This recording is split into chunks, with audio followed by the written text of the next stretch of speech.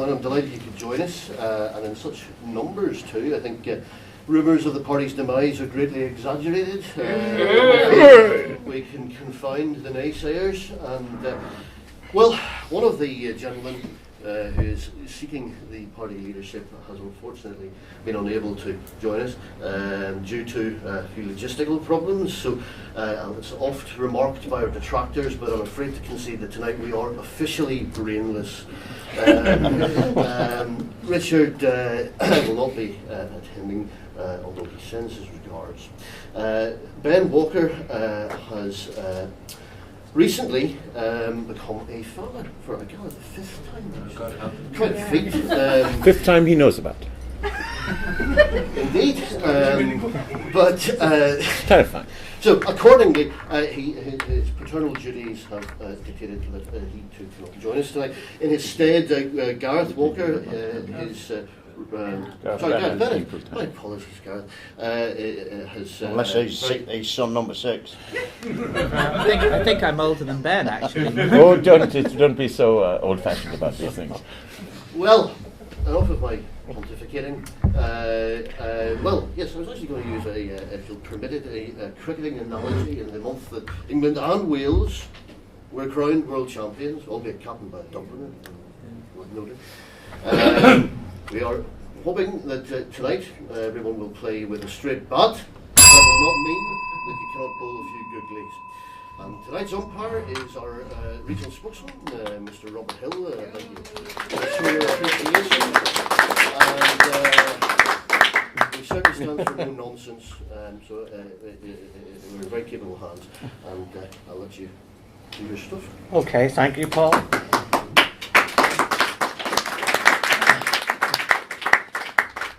Well, thanks again for everyone for turning up. And we're going to start off with a 2-minute opener from each candidate or representative. Freddie, would you like to kick off? Thank you. You're starting for 10. Started for 10. Hi, friends. I'm Freddie. I'm the regional chairman for UKIP in London. I've worked for and around UKIP for about 8 years, over 5 of them within UKIP. I'm a fighter. I know that UKIP's battle is an important one. My technique is both scientific and academic, as well as a bruiser and as a street fighter, the person who puts the fear of the Almighty into the mainstream media, who do not want to touch me, and they're being quite logical here. I regret we are where we are, but as politicians do say, nonetheless we are there. We need to get out of it. We need to be politically relevant. We are not a street-fighting mob. If we are a street-fighting mob, we are finished. We're at 0% in the YouGov polls. That means below 0.5%. This is outrageous. We're a party who tells the truth. We've done nothing but tell the truth. We have fought for the right things and for the right reasons. We are the thin purple line separating us from, I don't know what, if we could only rely and trust the Brexit Party to do what it says in the box. But that would be flying in the face of a great deal of evidence from the past as to what is happening and what will happen. So we are needed. We can't do compromises or deals with anyone. I am a man of few words, well chosen. There's never an extra one. Stuart Agnew, MEP, very beloved former member of European Parliament for UKIP, has written the stuff in yellow, and that's his stuff. There follows a brief CV by me, and I have clearly got something which approximates a sense of humour. However, it's only us who are going to be able to do this fight. Therefore, please choose wisely. Choose somebody who can convince, can argue rationally, but also has the emotion to deal with this matter as it should be, because we are really fighting for things which are here. I have degrees in a number of things, physics, mathematics, and accounting qualifications, and so on, trained with Ernst & Young, blah, blah, blah, blah. But that's not why you should vote for me as leader. You should vote for me as leader because of things you can't see and which are not in that CV. When I was driving to the very first hustings, I was trying to do some important fundraising with a fundraiser who didn't want to touch UKIP currently because we're toxic, he said, not my view, his words.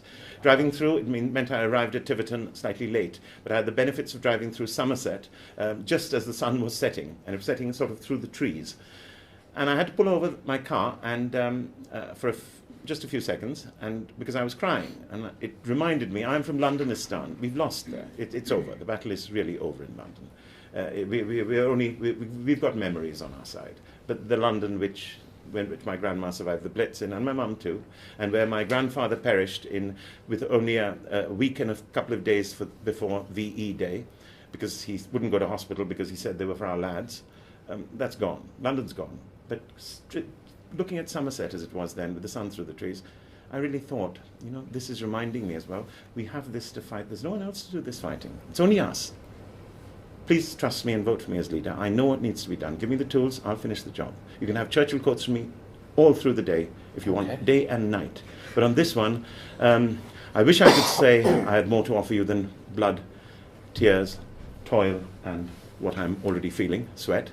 But I have none, because I can't guarantee you we can get out of this. We shouldn't be in this place. We've got in this place because sensible people have not been sensible. People who are good at heart have just allowed themselves to have their ears tickled, and we've gone badly wrong. So, thank you for listening.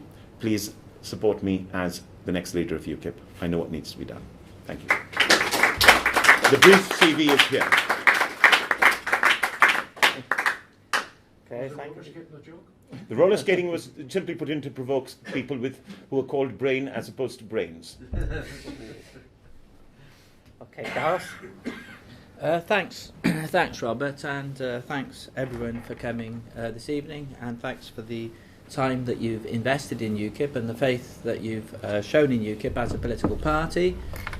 It's good that we still are getting well-attended meetings here in Northern Ireland, and it does give some hope for the future. Obviously, the party is not in a good state, as has been evidenced by recent elections, in which we've polled very poorly, and it's been a very poor return for the good effort that's been put in by people like yourselves. Obviously, you had the local elections here in Northern Ireland recently, where I know a hell of a lot of effort was put into it.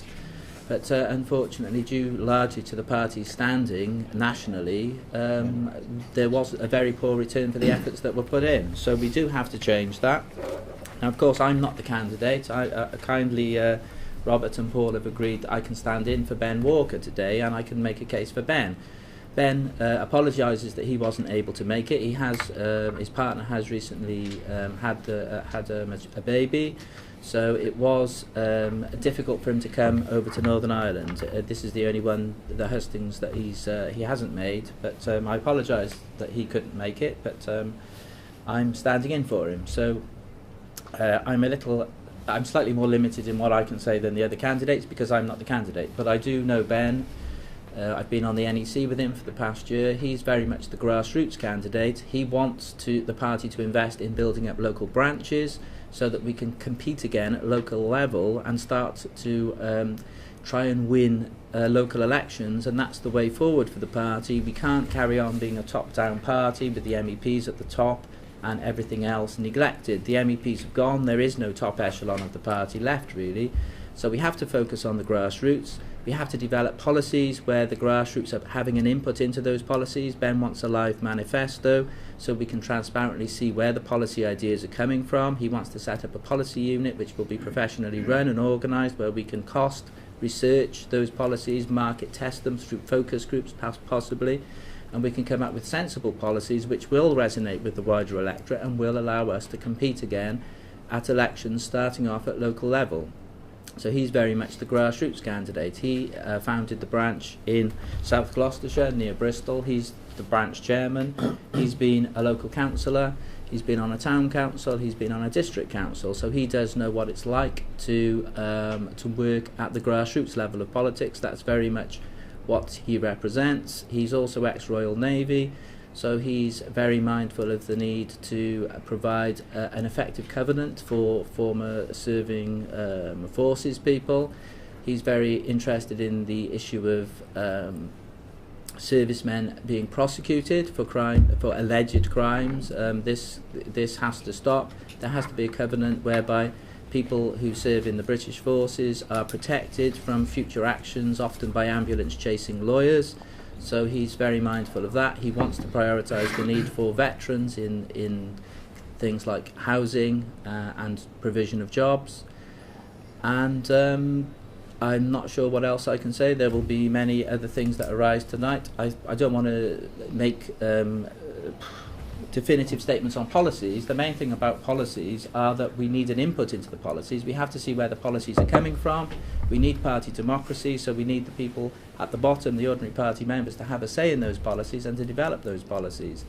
And this is what we need to do. We need to go from being a top-down party to being a genuine bottom-up party with a focus on the grassroots. Thank you, Gareth. Mike? Thank you very much. It's always a pleasure to come to Belfast. Last time I came here and spoke to you, the hangover only lasted for 3 days.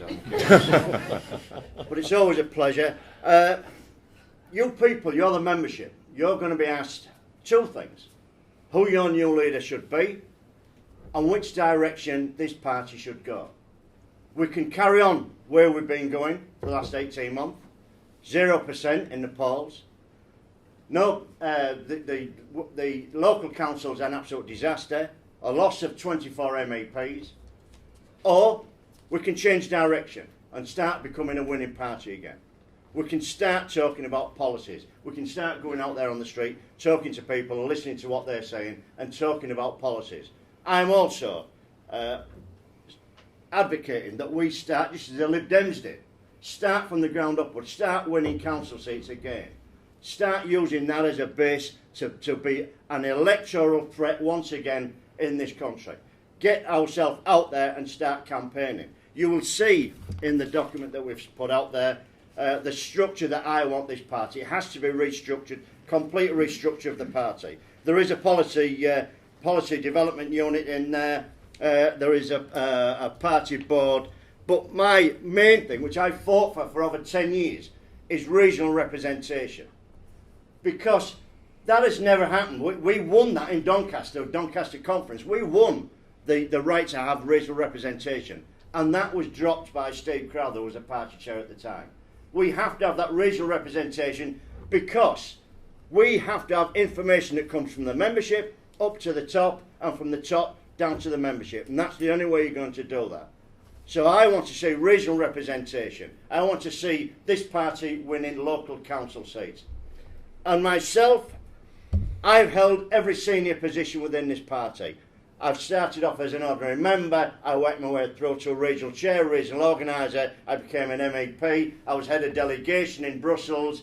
I was the party whip, and I was a deputy leader. So I've seen it all from within the tent. The other candidates and everybody else see it from outside the tent. They say this happened, that happened, and I say no. I was there when it happened. I can tell you exactly what happened. So I speak from within the tent. I can make this party once again an electoral threat. I need your support, because when we do this, when I become the leader, this is not going to be just me. It has to be you people that get behind me and become a team. And there's no I in team. You have to support me, and we have to drive this through. This party can have a successful future. The Brexit party will collapse. The final nail in the coffin was Boris Johnson. That is a scam by Farage. That will collapse. We have to be a party that all of those people have to come back to and have a home to come back to, and they will only come back if they see us an electoral threat and see us with common sense policies that people will follow. And the ordinary man out there in the street, man and woman, and I am working class, and I'm proud to say that, speak about the jobs, the kids' school, the NHS, the GPs, the things that matter to them. This is what we've got to start talking about. We've got to get back talking about these things. And what I'm going to do tonight, I'm going to beg you people to change direction. Let's start winning again. I'm not a loser, I'm a winner. And I want to win. And I want this party to win. And I put so much effort over the last 11 years to see this party crash and burn because of the direction we've been going in. We have to win again. And I believe we can do that.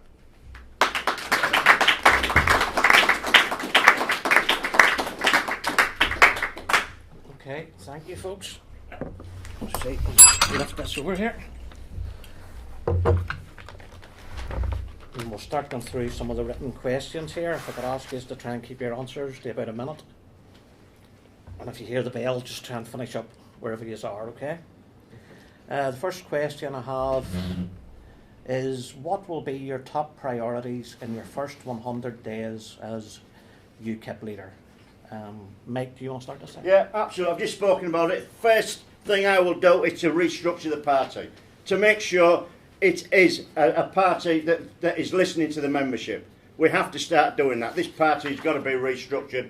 Look at the constitution, look at the structure of the party, and really get to grips with it. I've already had a word with Kes and Harriet, who was a party chair at the moment. I said, if I win this, I don't want no ifs, no buts. When I come in, I'm going to come in and get a grip of the NEC and get a grip of the structure of this party. And she said, well, if that's happened, she said she'll support me on this. It has to happen. We cannot just carry on as we've been going on. We've got to restructure, and that will be one of my first priorities. Second priorities is to start looking at policy and make sure we've got the policy document that people can support and can follow. You know, because it could happen, and I don't think it will happen, but it could be right round the corner where we're going into a general election. If Boris pushes it that way, we could be going for a general election. Financially, we're going to struggle on that, but we have to be, ready and say, well, okay, let's go for it. Let's target seats rather than the scattergun effect. Let's target the seats that we think we can win. But we've got to be a party that's an electoral threat, that has the policies that will get us that seat. And that is the only way. The power in this country is in Westminster. That is where we have to be. We have to get seats into Westminster. But as I said before, we have to start, if we've got the time, start at council level. Start winning council seats. Thank you. Gareth? Thanks, Robert. I think, first of all, we need to assess our financial resources, and we need to make sure the party is on a sound financial footing. We do need to develop income streams. There are ideas that Mark Harland, the Treasurer, has been pushing about developing the UKIP shop, which might be a more profitable source of income. But obviously we need donors. There has been a lack of donors over the last few months. Given the direction of the party, a lot of them have been put off. So we need to go back to donors that have supported UKIP in the past. We need to try to get those streams of income coming in. We need an audit of the party members and the talents of the party members, because often these have been overlooked. The spokespeople have tended to be whoever has been at the top of the party, primarily the MEPs. So we don't have the MEPs anymore. We need to find out who is good at what. We need people to come forward who have specialist knowledge. We need to form policy groups. Some of those people can be spokesmen for the party. People who are good at presenting stuff, interviews and things like that could be spokespeople as well, if they are given the briefings by the policy groups who are expert in those areas. So we do need to assess what resources we've got financially and in terms of the people, because the strength of the party is the people who are in the party and the people who are active in that party. And I think those are the things we need to look at. A live manifesto is another thing Ben Walker is very interested in, so that we do have a manifesto that's being fed into by members' suggestions. Obviously we need to research and properly cost those policies, but people can then see what the policies are on a live manifesto, and the policies can change as the policy groups feed into it. Thanks very much. Thank you, Gareth. In fact, the answer given by Gareth is very correct, and it's largely coincides with what I would have said. There are twin priorities. One is finance. I am myself a qualified accountant.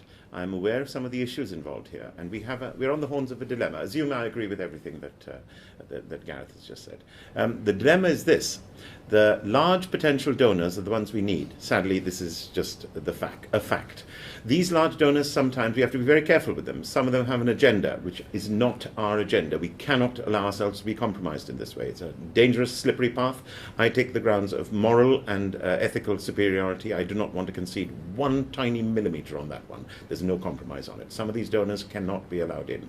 Some of the others are very concerned. We have problems with the Electoral Commission and electoral law, the Political Parties, Elections and Referendums Act of 2000, PAPERA.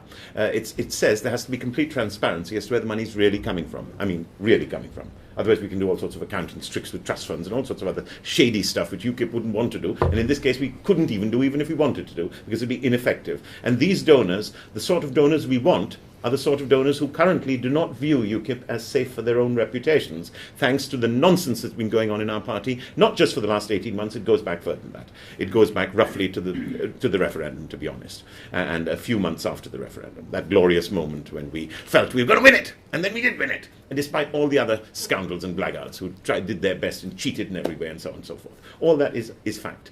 I have a few of them. These are potential donors in mind. They are city people who are good and honest, and they do believe that they are somewhat centre-right. The other thing is to give you spirit, though. To give you spirit that there's somebody out there the mainstream media is terrified of, and that person is me. The person who the last person who Nigel wants to be the leader of UKIP is standing here. That's in the opinion of Stuart Agnew. Penultimate lines on that CV. Thank you. Thank you. Okay, second question. Members have felt ignored by some leaders in the past. You have all been here for the good and the bad. What changes will you make that will ensure members are kept in the loop and included? Gareth, do you want to take that this time? Yeah, thanks. Thanks, Robert.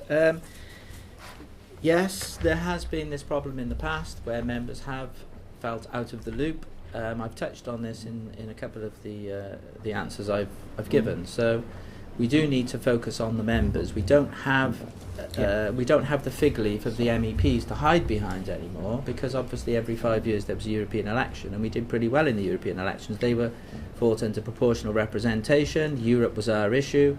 Unfortunately, that's gone. So that is a fig leaf that's disappeared, and we are struggling to compete at local election level. So we do need to build up branches. Now, we do ultimately seek to get representation at Westminster, but historically parties have never won seats at Westminster unless they've got councillors first.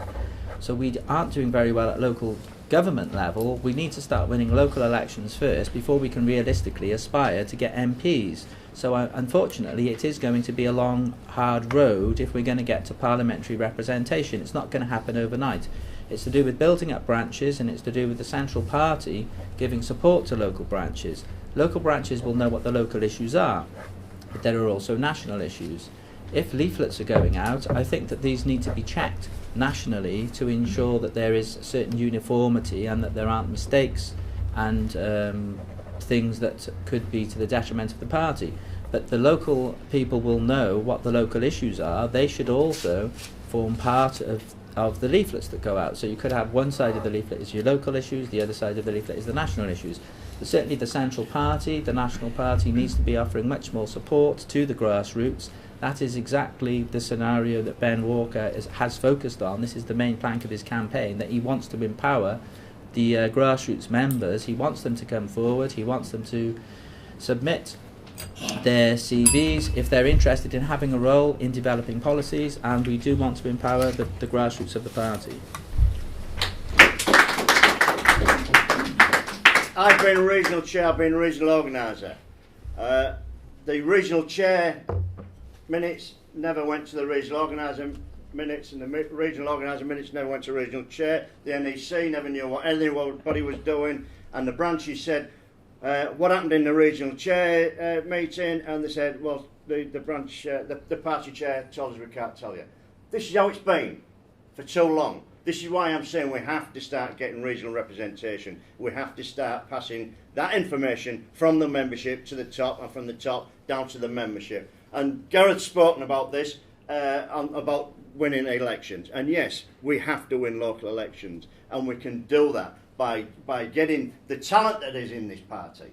And there is a lot of talent in the party, and getting them out as spokesmen. We can start winning council seats again to build ourselves up and get us into a position where we can start winning Westminster seats. And on the issue of funding by the donors have all gone. Nobody puts money on the three-legged donkey. Unless we start winning council seats and start winning elections once again, the donors are never going to come back. So forget it. We have to start winning again. And it's all about bringing your people on, getting your people out there, knocking on doors, canvassing, getting that message out there, standing on the street and telling the British public that we are still here. Because time and time again they all said, UKIP, I thought you'd gone a long while ago. We are still here, and we have to get the message out there. These are our policies. They are common sense policies. We want you to vote for us, and we will start winning once again.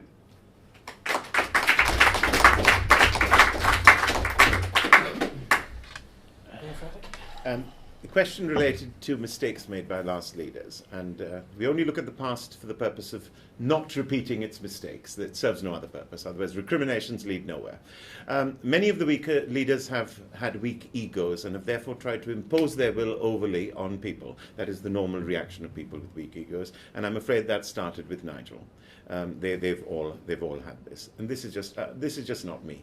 I have a super strong ego, and I listen to everyone. Therefore, I don't feel threatened when somebody tells me, "Shut up, you're talking nonsense." I listen because even if I end up disagreeing with them, there's often something to learn from it. I'm probably doing some part of it, less well than otherwise. So, in terms of style, I'm actually answering the question that was asked, as opposed to making a political speech about it. About how to get us out of this mess, we all know this. We have to work at a grassroots level, that goes without saying, but we also have to win the air war, and the air war is in the mainstream media. It's also in social media, where I have recently recorded a one-on-one Freddie versus Carl Benjamin.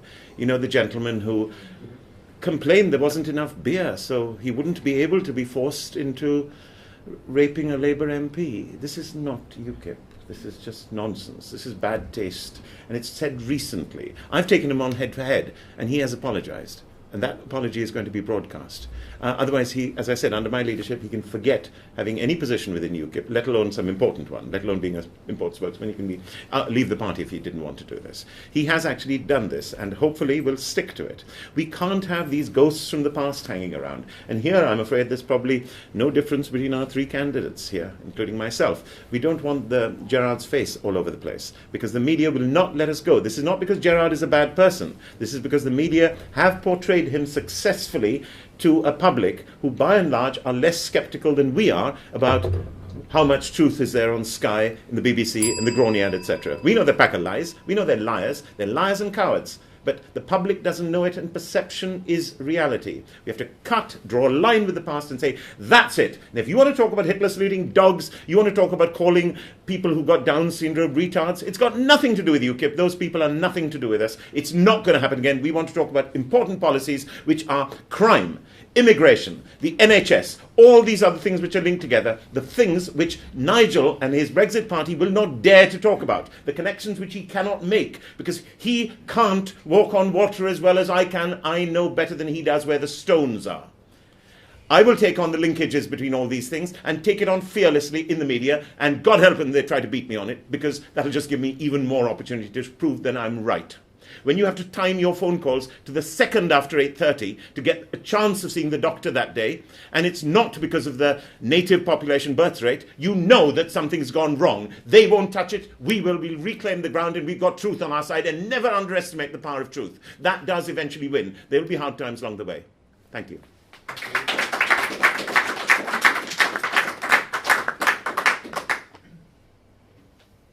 Okay.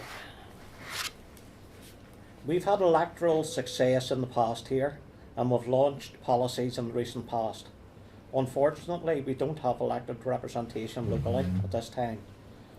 What will you do to attract voters back and help the party become an electoral threat again? Will Northern Ireland be a priority during your leadership? Now, I know you've already answered some of that, but this is more specifically, I think, about Northern Ireland. Will it be a priority? So, yeah.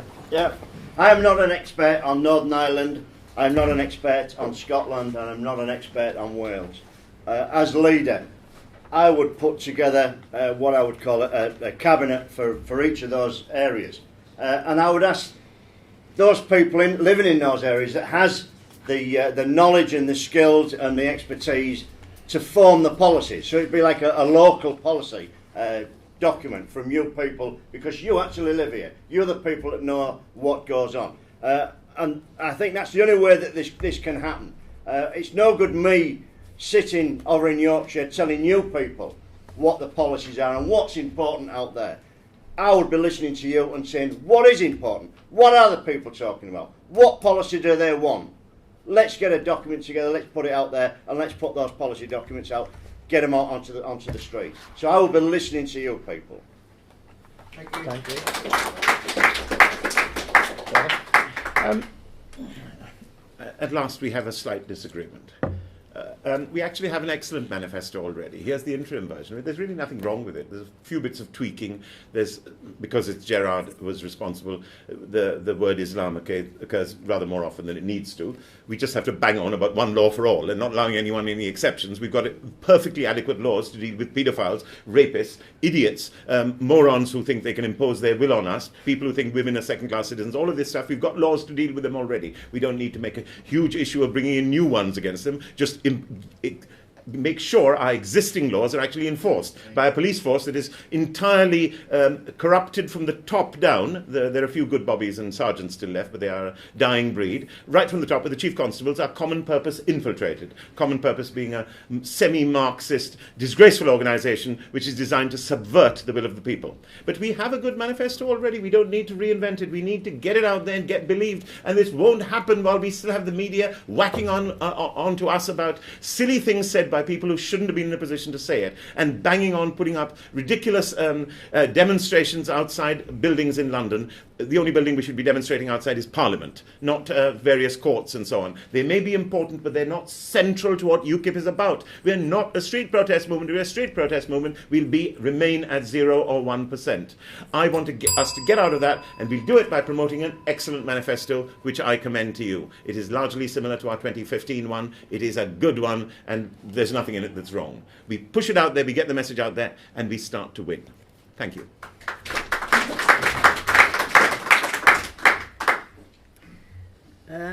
How to help the party to become an electoral threat.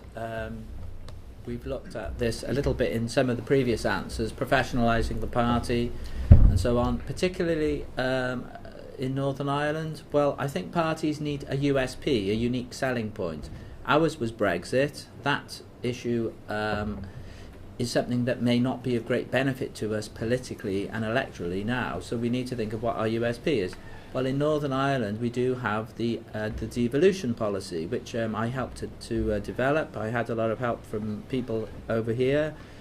Paul in particular was very enthusiastic when I became the leader of the UKIP group in the Welsh Assembly, because one of my central policy planks was scepticism about the devolved assemblies, and we want to have a look at this, see if this works. Clearly in Northern Ireland you have a massive demonstration that devolution doesn't work, because you have a Northern Ireland Assembly that hasn't even sat for over 2 years. You have a Northern Ireland Executive that hasn't even done anything for 2 years. They're still being paid. And the curious thing is that in that period, that 2-year period when you haven't had any government in Northern Ireland at that level, you've enjoyed over here the longest period of economic growth and the lowest period of unemployment in the whole post-1999 era, which tells us that these guys in Stormont don't really do anything, and it's of no real value to the elector to have them. It's the same thing in Scotland with the Scottish Parliament, it's the same thing in Wales with the Welsh Assembly, and it's the same thing in London with the London Assembly. We do have to stand on a platform of abolishing politicians where they're not adding any value. We need to look at police and crime commissioners, we need to look at regional mayors and all the other claptrap that they brought in. This is just the political class inventing jobs for themselves, sucking away resources from frontline services such as health, housing and education. That could be part of our mission going forward in UKIP. Ben Walker is very keen on this. He was very helpful when we pushed the anti-devolution policy through the NEC. So he is very supportive of these ideas. They have to be refined. We have to do it in consultation. Regional representation of the NEC, which Mike has talked about, we have to look at this carefully. There is a very good case for all 12 regions of the UK having representation in that room when we have the NEC meetings, by whatever means. So it would be great to have someone from Northern Ireland there at all the meetings, and I would be very supportive of that, and so would Ben.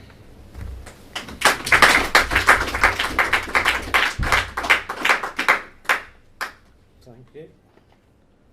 Question 4. Describe an experience or experiences during your time representing UKIP that demonstrates why you have the skills available to take on the considerable flak that comes with being a party leader. Good question. Yes, Rennie, go ahead. Good. Well, I'm made for it, mate. I like a fight, and this is a fight. It's a fight which... Feeling good is not the objective. Feeling good is not the objective. It's very misleading. It's winning that's the objective. And winning here is winning hearts and minds, not of the people in the room like this, not of people who are as advanced as you, who have joined the dots, but winning the hearts and minds of the people out there. Because, well, I mean, unfortunately, this fine gentleman has taken my natural position, which is far right, apparently. I'm not at all far right. I'm pretty centrist in most things. Economically, I'm far right, because socialism is a mental disease in the elderly. In the young, it is to be forgiven. In the elderly, it is simply some mind problem. But I'm certainly not far right in terms of any of the nasty pejorative senses which they mean. I love taking on the media. I enjoy it. When they've tried me with this Tommy nonsense, which I didn't want anyway, they've tried it 3 times, the BBC, over a 2 months span. Each time they lost badly. I conceded everything about Tommy's past. We're not saying he's some shining example of a fine young manhood or anything like that, but his central plank is right. It was an enormous scandal that in one county alone, 1,400 young girls were sex slaved out, which is worse than gang rape. This is an outrage. It couldn't have happened. And there was collusion at every level, between the police, the CPS, as in Crown Prosecution Service, the Child Protective Services, local councils, MPs, government in all its senses and forms, as well as the judiciary and courts and journalists. And they all kept quiet about who was doing it. So Tommy had got a point. Whatever else is wrong with him, he has a point. We have made the same point. He may be hijacking it for his own ends, but he's centrally right. Does the BBC agree, disagree, or do they not know? Now, they tried each one of those 3 with me, and each one became a cropper, because I took it on the chin, firstly, their attacks on Tommy, and I hit back. They have never phoned me again since then on the matter of Tommy. Now it's switched to Carl Benjamin. But my conversations with the BBC on air were all to do with the licence fee then. In what senses do they think they are responsible, balanced public service broadcaster? Because they're not. They're a propaganda outfit, largely for the Labour Party, which nowadays increasingly means the Conservatives as well, because they're all a bunch of the same thing. And the Brexit Party may well be subsumed into the Conservatives. We've already seen the announcement from Syed Javid. His statement over there was preparatory to the joining in of these 2 parties. It's very clear. It has no other political meaning, saying the Brexit Party is acceptable then in advance of a merger. I'll take the battle to them. This is what I have done, and what I continue to do better than anyone else in UKIP to the best of my knowledge, and that is what I can do specially. Further, I just enjoy it, and I consider it a matter of good manners to inform those who are less mentally endowed, to help them out of their errors, and there is no end of these scoundrels within the BBC, Sky, all bits of the Groniad, all the red tops and the black tops, all the ones who unite against us. I enjoy it as well. So this makes me suitable to take on the onerous task of being a leader. All the other expert things, I would employ other experts, and they are sitting here with me to do these other things, because the job of the leader is to lead. Simple as that.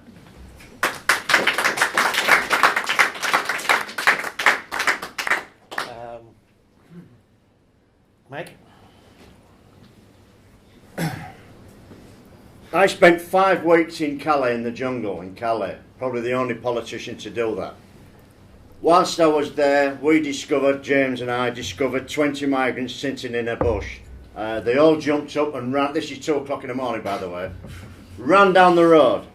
James and I chased them, and I said, James, he said, what? I said, why the hell are we chasing these people? I don't know. The BBC too said that I'd become a vigilante. So they came out and filmed me for 12 hours, wired up with a microphone, trying to trip me up, saying I was a vigilante. So, you know, that's an experience in that alone. Another experience, terrorists blew up the underground in Brussels, right outside my office. At that time, I was the only MEP in the office. It was early hours of the morning, I was there. I spent the next 14 hours speaking on every radio, TV, right across Europe, right across America, right across Great Britain. An incident happened in Strasbourg, where I was accused of striking someone, shall we say. That incident never happened. But when I came back, I spent the full 24 hours defending myself on, again, every channel, every radio, every paper, all trying to trip me up, trying to say I'd hit this guy. My house was surrounded surrounded by vans of every TV company. The wife was followed to the shops, she was followed to her sisters. My two brothers who lived across the other side of the city had their door knocked on. Everybody down my street had a door knocked on, or even with a private number, they'd call them up and they said, how the hell did they get my number? And one guy from Sky said to me, Mike, you've got some bloody good neighbours there. I said, why? He said, because not one of them had give any information. He said, one guy, we knocked on his door and he said, F off. So he said, you've got some bloody good neighbours. That is what I've done for the last 5 years. Spoken to the media. I've been in the thick of it. I've been in the midst of it. And I know I can handle it.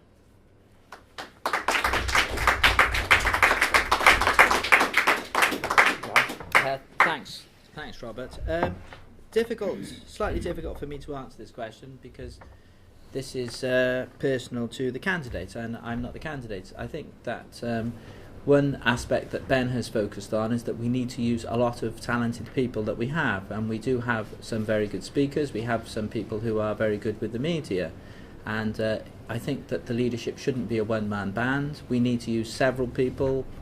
We need to use people who are good in specialist areas, but also the way the media works is that you need people in different regions of the UK. So we probably need to have a couple of people who are very good at the media in all the different regions.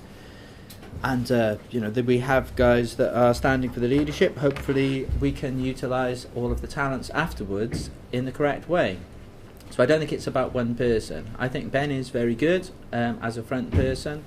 He isn't the only one, and he would stress this himself. He would be looking to use a team of people. He would be looking to develop a team of spokespeople and tackling the media in that way. But I should also point out that increasingly in recent months we've had a leader who has been unwilling to do mainstream media interviews, and he's more or less abdicated his role as leader, because I think that you have to take the flak.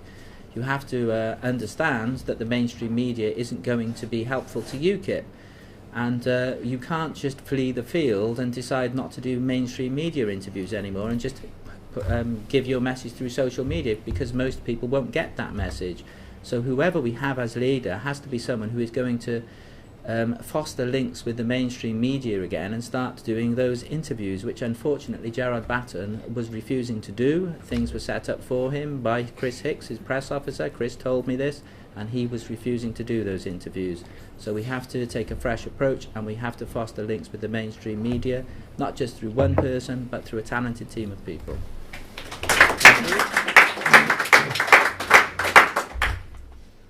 Okay, I think we'll do one more question here and then we'll take a short break. So, the next leader will have to bring people together and work with other members.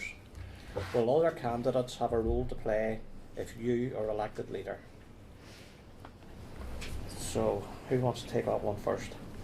Is it my turn to Gareth? go first? Yeah. Okay, thanks, Robert. Yes, developing the point I just made, it is a team effort. Now, the three of us here, Mike, Freddie and myself, obviously I'm standing in for Ben, but the same would apply for Ben. We all have a broad agreement about where we think UKIP should be going.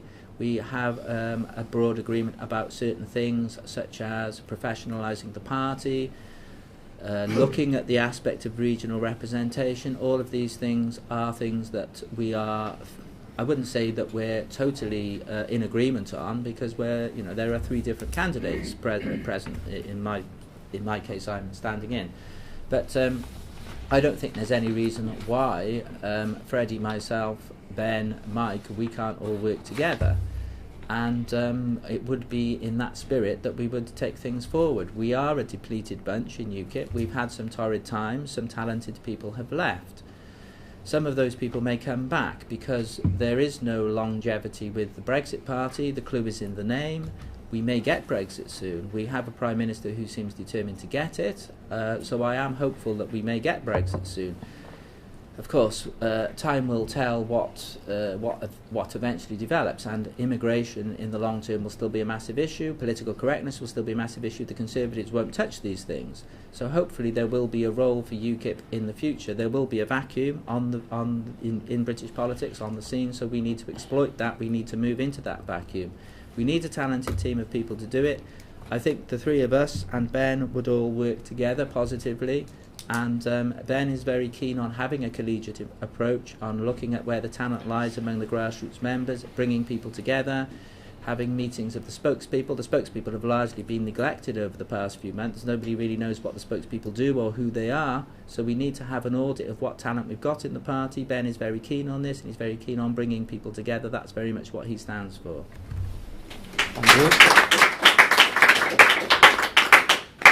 Yeah, I think you're going to get the same answer from. I've worked with Gareth on the NEC, I've worked with Ben on the NEC, and I've known Freddie for Longer than either of us choose to. yeah, we was at school together. No, we wasn't. But yeah, it's teamwork. I've always ever since I've left school, it's teamwork. It's always been team. With the military, it's been team. It's teamwork. I've always been part of a team. I've always been a team player. And as I've said earlier on, we cannot do this alone. The leader cannot do this alone. Gerard had many good points, but one point that failed him, he was a micromanager. He wouldn't listen. He wouldn't listen to me. I was his deputy and he wouldn't listen.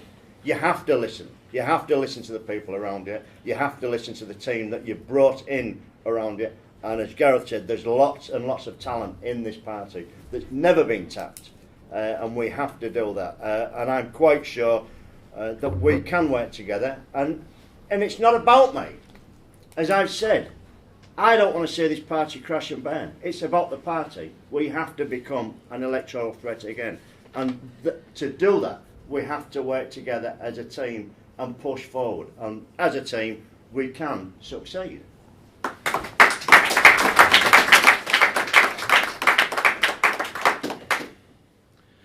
I love cats. UKIPers are like cats. Herding cats is impossible. If you try to herd cats, they'll do the opposite. Getting people together is what the question was about.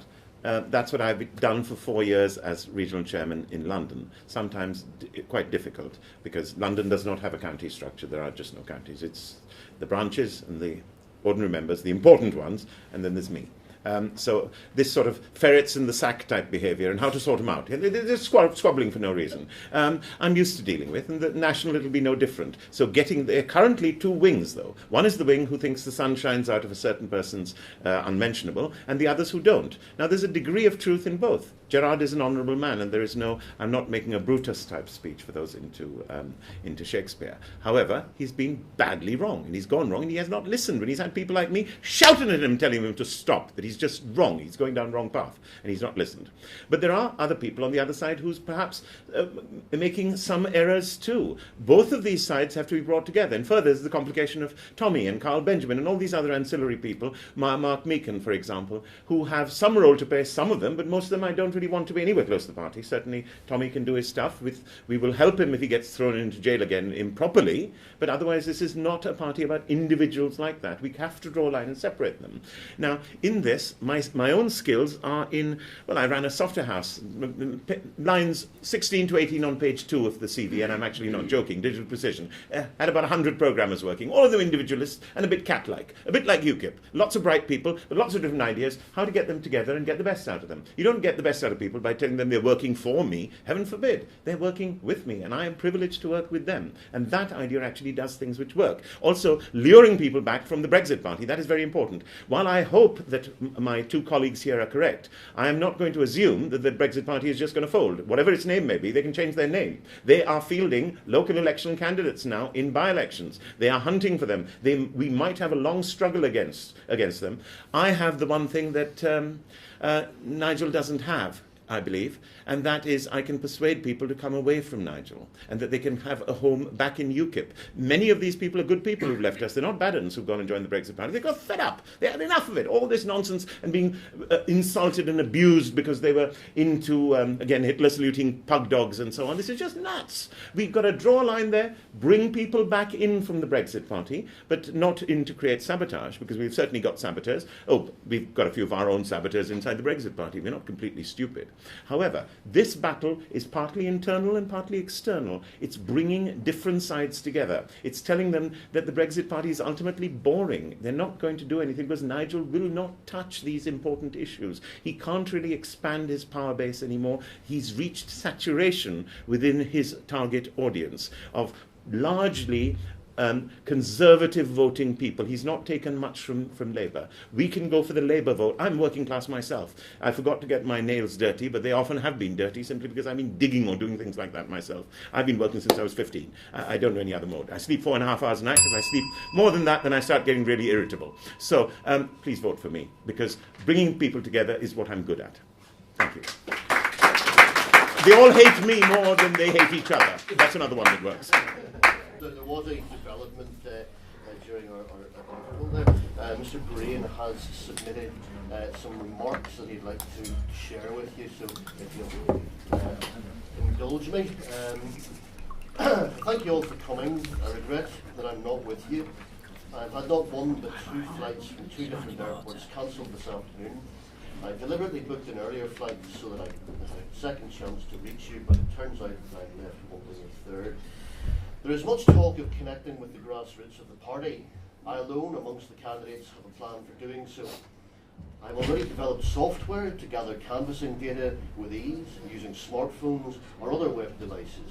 This software will put us in touch with supporters who will grow our membership and evolve our already excellent manifesto. I intend to grow this software to include a policy forum which enables you, the members, to up and down vote suggestions so that the NEC and leader can see at a glance which policy and operational ideas are popular with members and to act to implement them. The press will not hang garlands on us for staying quiet about urgent issues which affect British independence. Instead, they will hunt us down like stray dogs. UKIP did not achieve the miracle of reasserting the principle of nationhood by kowtowing to the establishment press. Instead, we spoke up about the loss of our nation and our hard-won rights, even when it seemed hopeless and made us unpopular. In 2017, we gained 1.8% in the general election, not because we had failed, but because we succeeded in forcing other parties to promise to deliver UKIP policy. We are years ahead of mainstream opinion, and we forge it, because we are independent in thought, not just the same. Please continue the tradition of UKIP by standing up for the truth, no matter how unpopular it is today. The reward for this stubborn adherence to truth may not be status, office or recognition, but the satisfaction of seeing our principles adopted without thanks by politicians in the UK and far beyond. The principles of nationhood, the example of British culture, and the promotion of freedom are too valuable to compromise for the sake of approval by those who may never understand why it matters. St. Paul told the demoralised early church, "Acquit yourselves like men, be strong with hope in your hearts, hold on to what you know to be good and right. We will rise again, but not if the cost is abandoning the belief in good and right and justice." Let's rebuild UKIP into the force that was feared by venal traitors against the United Kingdom. Let's unite again with the tools that I will deliver. Become once again the vanguard of British independence in the modern world, which more than any other country the United Kingdom built.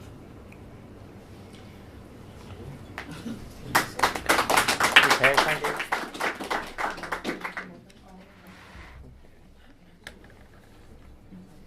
Okay, I have another couple of written questions here, and then we'll open it to the floor. So, here's a simple one here. Would you, if you became leader, lower or change UKIP's membership fee? Freddie?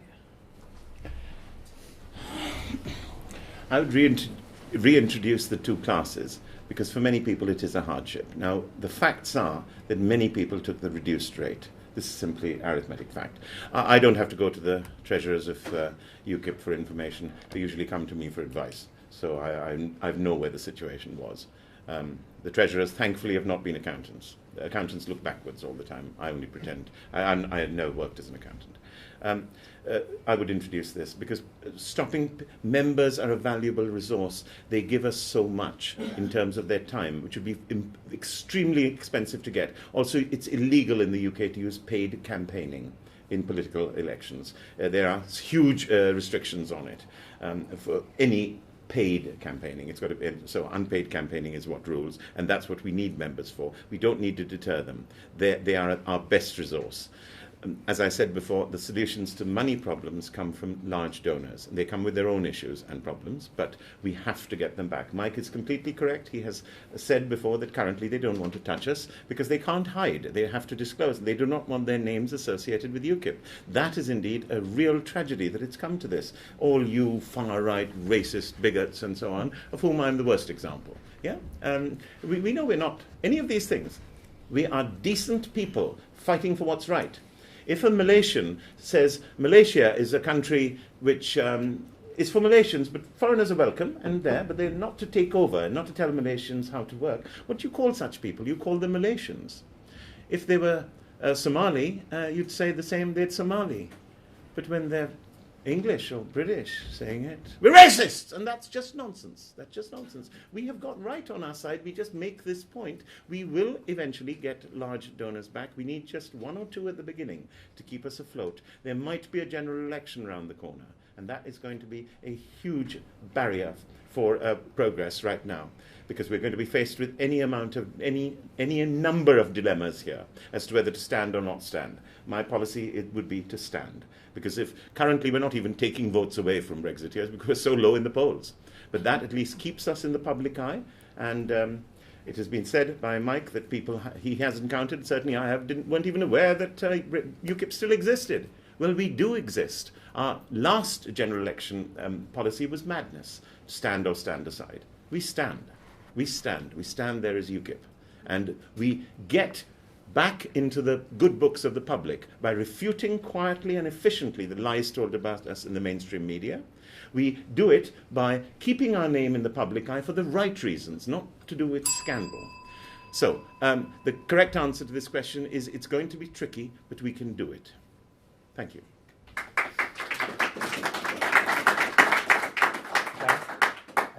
Thanks, Robert. The membership fee, that's something that has been a matter of some contention over the past couple of years. It has been discussed on the NEC, and we did have a change in the way that the membership fees were collected, because we did go over to monthly, giving an option for people paying monthly by direct debit. So we need to look at how successful that's been. We have to look at the evidence and come to a rational decision about how we do the membership fees in the future. So we need to have a look at have the monthly fees really worked. It seems in some ways a good idea to allow people to pay a smaller sum each month, but then on the other hand you have the problem of people not continuing it. It's easier to actually discontinue one's membership. So we have to have a look at what the figures have told us. We would have to have a chat with the Treasurer and assess rationally, has that policy worked? The other issue is whether the central party or whether the branches collect the membership fee, and there is a good case for the local branches having the membership fee for the first year, because that gives them an incentive to actually go out and recruit more members. But ultimately the definitive answer is that I don't know and Ben doesn't know what we should actually do definitively, because we need to look at the evidence and we need to discuss it, and we need the membership themselves to also have an input on this. But Ben is very keen on the grassroots being empowered, and I know that he's very keen on the local branches going back to having the subscriptions for the first year, because he is very keen to incentivise recruitment of new members.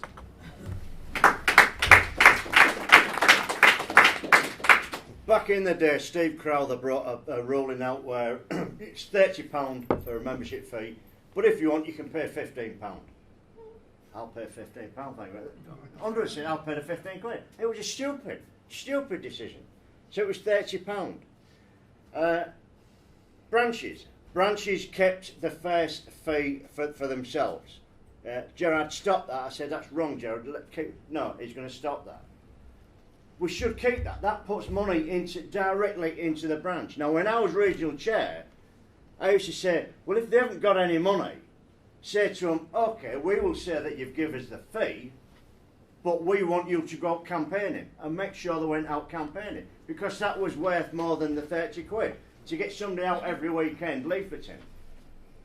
But also, Gerard scrapped the veterans. They got a reduced fee. He scrapped that one. He scrapped the pensioners, got a reduced fee. He scrapped that. You know, I'd bring all of those back. And I would scrap the £4 one, because I think for £4, you remember for a month, and you can do all sorts of damage in that month, and then leave. So I want the £30 off you. If you truly, you know, want to be part of the party, you pay your £30. So I would bring that back as well. But really, we've got to look at the membership fee, and we've got to bring back some of the things. I want to see veterans, I want to see pensioners coming in and on a reduced fee, and I want to see YIs as well on a reduced fee. Some of the young kids out there that haven't got a lot of money, get them in, because YI are the good lads. They're the future of the party, but they're very, very active. They will go out there and campaign. So I would reduce that as well, and I would get that in. And we are struggling for finance, but we cannot depend purely on subscriptions. We have to be a successful party where we can bring the donors in. And we'll only do that by getting out there and campaigning and winning elections. And by managing the subscription fee right, we will get those people in, and we'll get those people campaigning and leafleting. So there's a raft of stuff that I would bring in. I'll bring back what Gerard scrapped, and as I say, when I was his deputy, there's lots of things he wouldn't listen to me on, and I said, this is wrong, Gerard, he wouldn't listen. But I think it's been folly. I think it's been absolute folly. And I'd bring back some of the things, veterans, pensioners, YIs, bring them people back in again.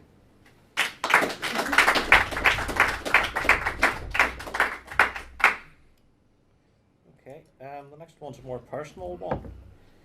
What motivated you to join the UK Independence Party initially? Really? Anger. Cold anger at what they've done. Cold rage. How dare they do this to us? How dare they? Who is the they? It's hard to define. There are all sorts of groups. Most of them are motivated by folly, stupidity. Sometimes there is a bit of a master plan as well. There are overt organizations like Common Purpose, which should be actually made illegal, because it's training people how to subvert the law and to exceed the law.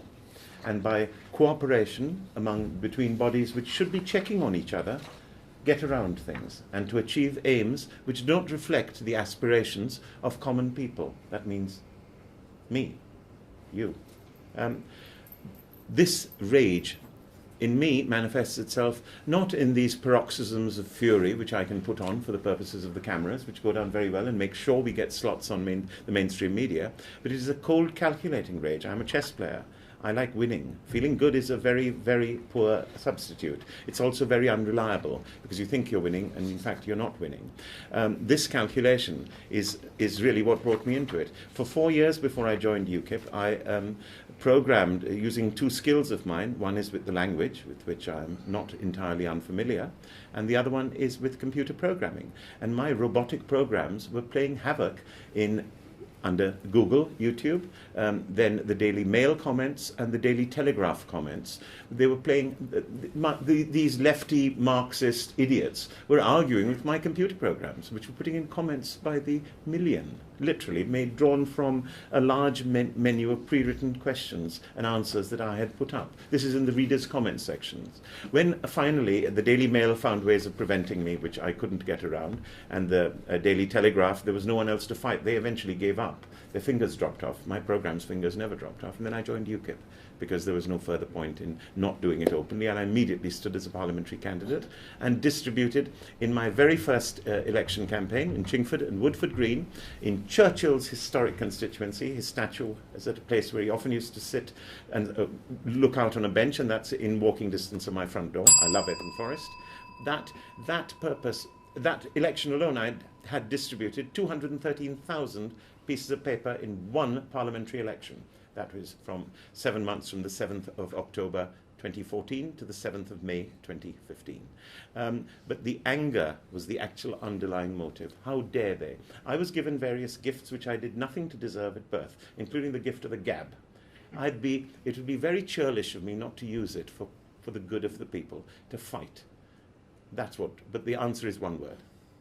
Anger, rage. That's what drove me to it.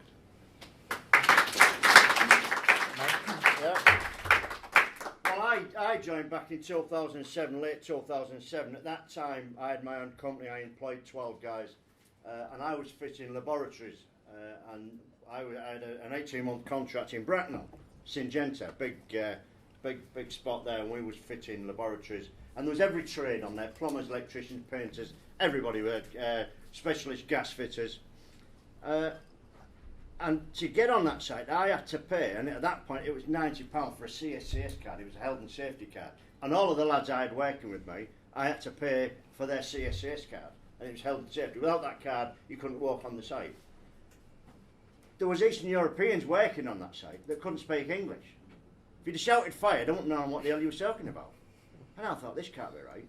Then, one of the sparkies I'd known for months, he said, I'm off the site on Friday. I said, what's going on? He said, well, they've brought some Eastern Europeans in and they've undercut me. He said, I can't compete with this.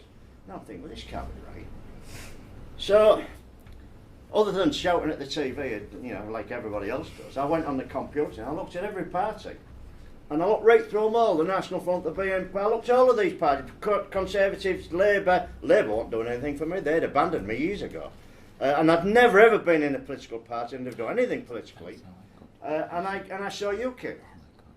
And I didn't know the old Nigel Farage, I'd never even met the bloke, never heard of him, never heard of him. So I looked at the policies that they had, and I went, well, yeah, I agree with it.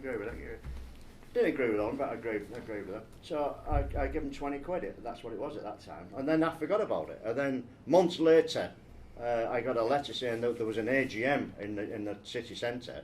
So I went along. And I don't know the history, if you know the history of Hull. Charles I tried to enter Hull in the 1600s and he was refused. And above the pub is a room called the plotting room. So this is where they're having this meeting. So I walks in and I looked round the door and there was two old women and a bloke. And I went, it's all right. And I went downstairs and I said, where's this UKIP meeting? She says, in the plotting room. So I went, UKIP? Oh, come in, son. Come in, son. So, and I got in with this, and there was absolutely brilliant, fantastic people. And at that point, there was 4 members. That's all we had, 4 members. And I got in with them, and I joined, and we started campaigning and leafleting. And from that little there, I went right up to branch region, up to where I am now, because it grabs you. Politics grabs you. And I got into something that I loved, and I was bloody good at. And you know, this is how I am, where I am today. It was just something that grabbed me, and it's been a fantastic journey, absolutely fantastic. I've met some fantastic people, brilliant people, and hundreds and hundreds. I go all over the country now, and people I've known for many, many years. I see them all, you know, and it's been a brilliant experience. And it's something I've never ever regretted. Never regretted. I would never be a part of any other party. Farage can stuff his Brexit party because there's no way I'm going to go with that scam merchant. Labour Party's got an head case for a leader. Boris is in now. I think Tories actually have got a leader now that they've been looking for many, many years. The Greens, they're on wacky-backy. The Lib Dems, never ever write the Lib Dems off, never, because they're down, and then they've got this young lass now who said, well, if we lose a second referendum, we're still not going to accept it. So she's really, really democratic. So yeah, I'm in the best party, a party I love, party I've supported and fought for and campaigned for, and I've never regretted a day of ever coming into this and seeing all you mad sods.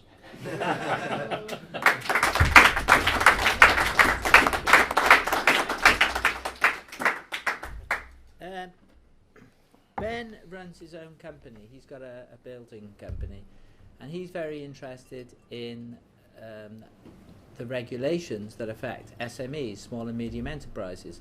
he thinks it is very restrictive, there is too much red tape, and it's very hard to run small businesses because of that. Leaving the EU does give a lot of opportunities. So Ben is very keen on this idea of cutting red tape, and he is interested in issues like procurement, whereby you can have companies, British companies, given contracts in the public sector, for instance, which we can't really do while we are in the EU because the EU prohibits this. So he is very keen to use procurement to help British industry, British businesses, and this was one of the factors, I'm sure, that motivated Ben to join UKIP in the first place. So there is that aspect of regulation and red tape and cutting that, but we also need to have consumer affairs protected. So Ben is a classical liberal in terms of he doesn't want big government, he wants small government, but he does want real teeth for the regulators. So we should have consumer affairs prioritised, and there are many areas where consumers need to be protected, such as, for instance, pension provision, buying railway tickets, gas and electricity contracts, things like this, which have been neglected. He's very keen to look at this and to prioritise consumer affairs by having very effective regulation. But we want Britain to be an entrepreneurial nation. Ben runs his own company, as I say, so he wants to invoke the entrepreneurial spirit by reducing regulations, cutting red tape where we can, and allowing small and medium enterprises to flourish in Britain.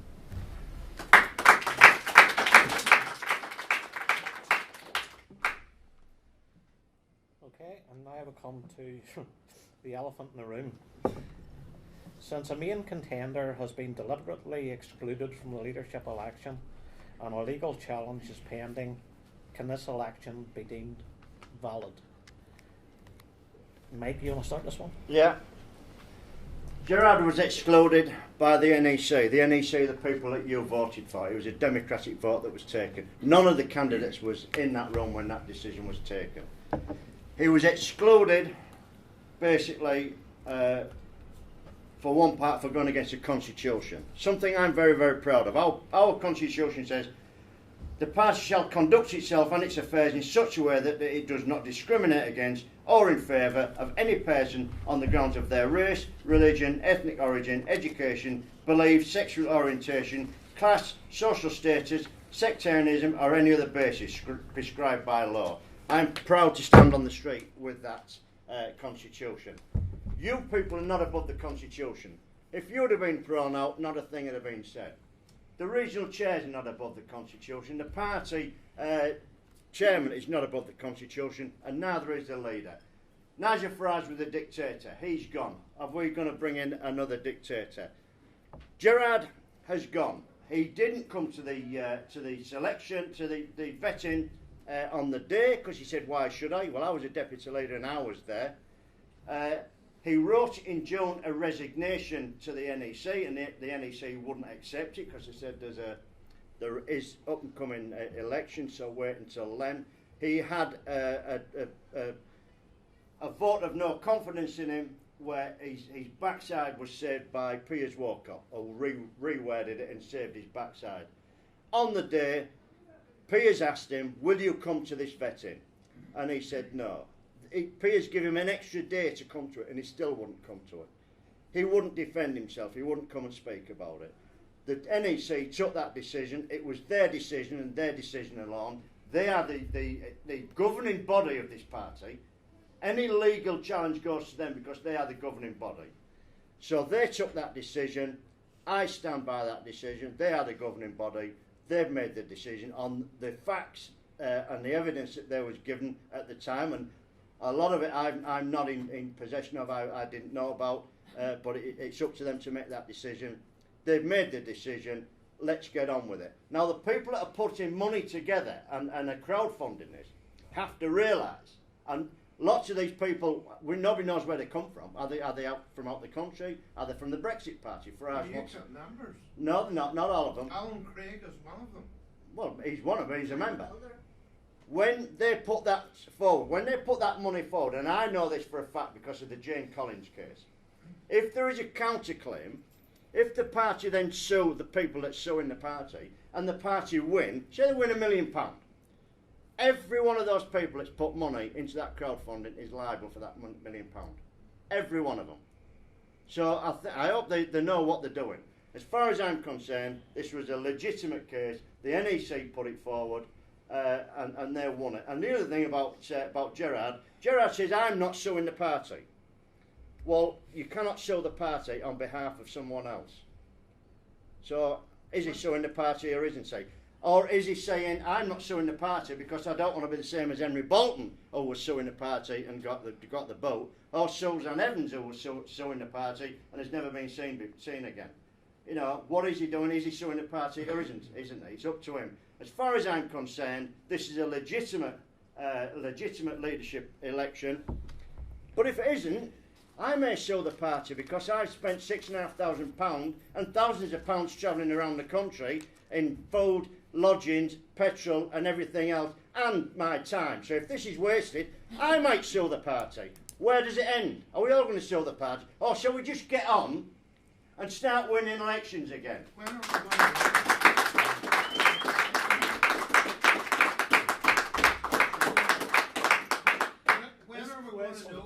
we going to know if the ballot's going to end?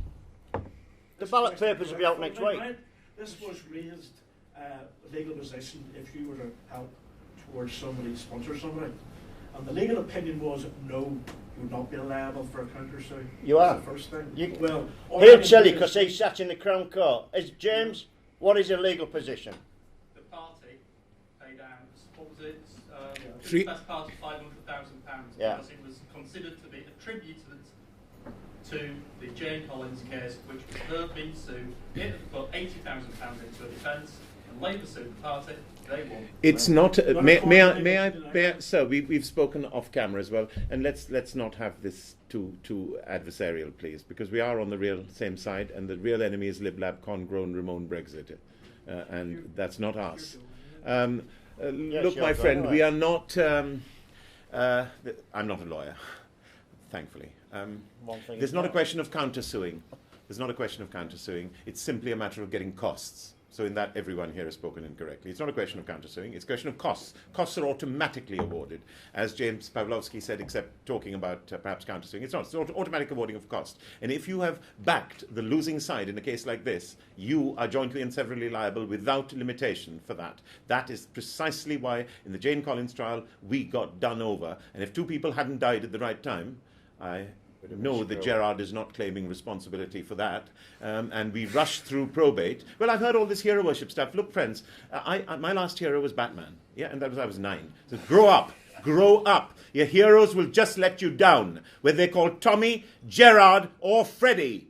Don't do it. Use your mind, be powerful, and stick to the truth, and that is when we'll win. Stick to the truth. That is our powerful, that is the best armour to have. Not to hero worship or listen to Freddie simply because he's bombastic or persuasive or whatever in between. Listen to the facts. That will get across to people. Right now, I don't want to be here. I'm pretty unhappy with the NEC doing this. I realise they know more than I did. We are where we are. The NEC had privy to a lot of information. The only NEC member here is Gareth, but he was excluded from all discussions. So was Ben Walker. They had no part in any of the discussions about this because it was obviously leadership dependent. It took me by surprise. I didn't expect it. It took me completely by surprise. But I can tell you as a matter of truth, I am the regional chairman of London. I organise lots of things in London and outside. Gerard refused to come to any hustings. This is when his name was on the ballot paper before, and he just refused, point blank. And there's no reason. I said, is it because I'm the chair? He was using Richard Brain as the intermediary.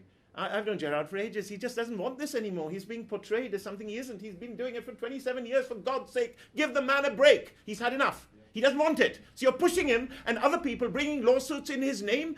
I'm not a lawyer, but the wrong person is on the name as the plaintiff. The plaintiff should be Gerard Batten. And also, who's the defendant? The defendant should be the UK Independence Party, not individuals in it. Because unless you can prove that the directors were acting completely contrary to what is the interests of the party and the company, and doing it deliberately, it is not the directors or the NEC who can be sued. So this is a case, the wrong person suing the wrong person. And the person who should be suing, if anyone is suing, doesn't want to be doing it because he knows how to be associated. This whole thing, there's a word, a terrible word for it. I'm not going to say it because I'm supposed to be a politician, but the first word is cluster, and the second thing is things which happen in bedrooms. And we shouldn't be here, you know. We shouldn't be here. I've even got Keith Lonsdale laughing at me. My God, I've won this, haven't I, mate?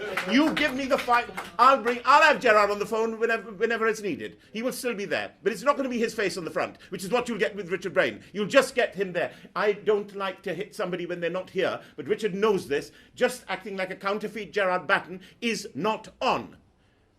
Gerard's had his chance. He didn't want it. He can't just push Richard in without a proper election, because this is what half of it was about. If you knew the sublines and minutiae about it, you would understand it better. I am angry at where we are, but I want us to win elections and get to a powerful position again and have all of you proud to be UKIP, instead of confused or misinformed. Thank you. You've got a question. Einstein has been saying, doing the same It's the definition of insanity. We know. No speeches. Speeches from here. Right? Yes. I'm a physicist. You don't need to quote Einstein to me. Here's the latest exclusive UKIP head office cancelling memberships of Gerard Batten supporters. That is not true. Let me tell you that is not true. I've seen that is you're printed in Kipper Central. It is a lie. When I get people unhappy, and about 2/3 of them were unhappy that Gerard was excluded, 1/3 were unhappy about what our involvement with Tommy. I'm sitting on about 20 resignations in London, where I've persuaded those people not to send it to head office. Because when they send the resignation letter to head office, people are removed. If you say, I'm resigning from UKIP, they remove them immediately. Because anything they do after they've said they've resigned, head office do not want to have the responsibility for it. It's really as simple as that. There isn't a conspiracy. People saying they resign, and they are then removed from UKIP. If you show me one case where the person hasn't resigned, and they have been removed without due judicial process, which in this case means NEC, or the party chairman, then I will resign from UKIP, because it's just not happening. Well, you're believing Kipper Central's fibs. Thank you. Sit down. I'm not really defending this. I don't know why it's being directed at me, but I will be on the side of truth. Your turn. Can we simplify this somewhat? This is a leadership election. Now I'm in a slightly better position to answer this question because I was a leadership candidate myself at the outset, and Ben was a candidate as well. Mike was a candidate, Helena Windsor was a candidate, and Gerard Batten was a candidate. Those were the 5 at the time. And we were told what the rules were, and we knew that we had to abide by the rules to be valid leadership candidates. And we weren't actually going to be allowed to enter the ballot until we had gone through a vetting interview. And 4 of the 5 of us turned up for the vetting interview on a Sunday in London. Mike came all the way down from Hull. Me and Ben were in an NEC meeting in the afternoon anyway, but we turned up for the vetting. Helena came to the vetting as well. The one person who did not come to the vetting was Gerard Batten. He was offered another date for the vetting, and he didn't go along with that either. He did not abide by the rules of the election, and therefore his candidacy was totally null and void. That is all we need to know about this. You can further ask, do we really need to give special treatment to any of those candidates, and would it be a valid leadership election if any of those candidates was given special treatment? Why does Batten think he should be afforded special treatment? And number 2, do you really have any respect for someone who is taking legal action against the party and doesn't even have the courage to front it up himself, but is hiding behind other people? That is all you need to know. We are active in a party and we're working for the ends of that party. Another person is trying to take legal action against that party. How much respect do you really have for that person? Hear, hear.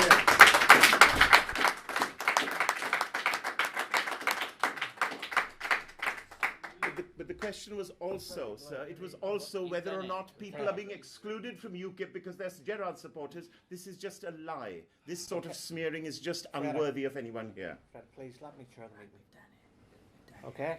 Now I'm going to ask everybody to calm down, because if this nonsense continues, I'm just going to call an end to it, and you can all just go home, okay? Because I'm not going to put up with this kind of nonsense. That's not why I'm here tonight, okay?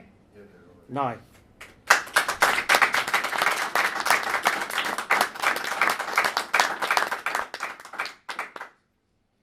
is there any questions from the floor?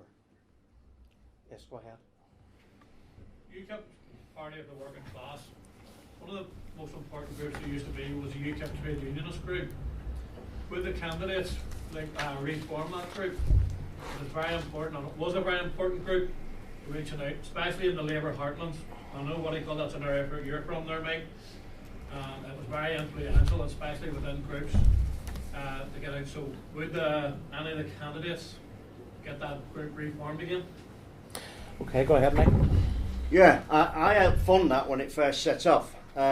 And as somebody that's from a Labour heartland, this is where I believe the party should start directing its energy.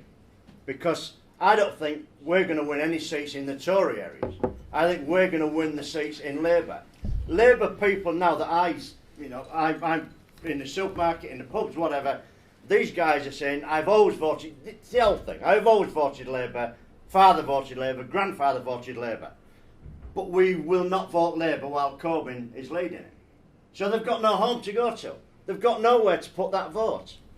So I believe we should be that home. We should be that party, and we should be scooping. And we should have been doing this for maybe a year, 2 years, 3 years. We should have been scooping them votes up, and we haven't. Because we haven't been talking to them, and we haven't been listening to them. And that's what we've got to start doing. And that is an area that is just wide open. We should be in there, and that's where we should be gaining all our support from. So I would get that back together. And I can never understand, and I think it's because they're funded by the European Union, why all these big unions back being inside the EU. You know, because they're just giving their jobs away to a work pool of 500 million people. They should be looking after their own people. So we should be, if we could, talk to the unions and get in with them and get in with that working environment, those people that's out there that's looking for a home that will not vote Labour. And we should be that party. We should be scooping them votes up. We must be the party of the working man and woman.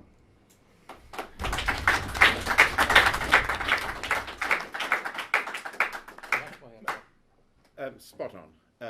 Of course we should. It's an open goal over here. It's ridiculous that we are not scooping up more of the votes, and it's a real commentary on how wrong we've gone over the last 18 months, that we aren't already. We've got the Conservatives who do not have a captain in charge of SS Great Britain, sailing ship Great Britain.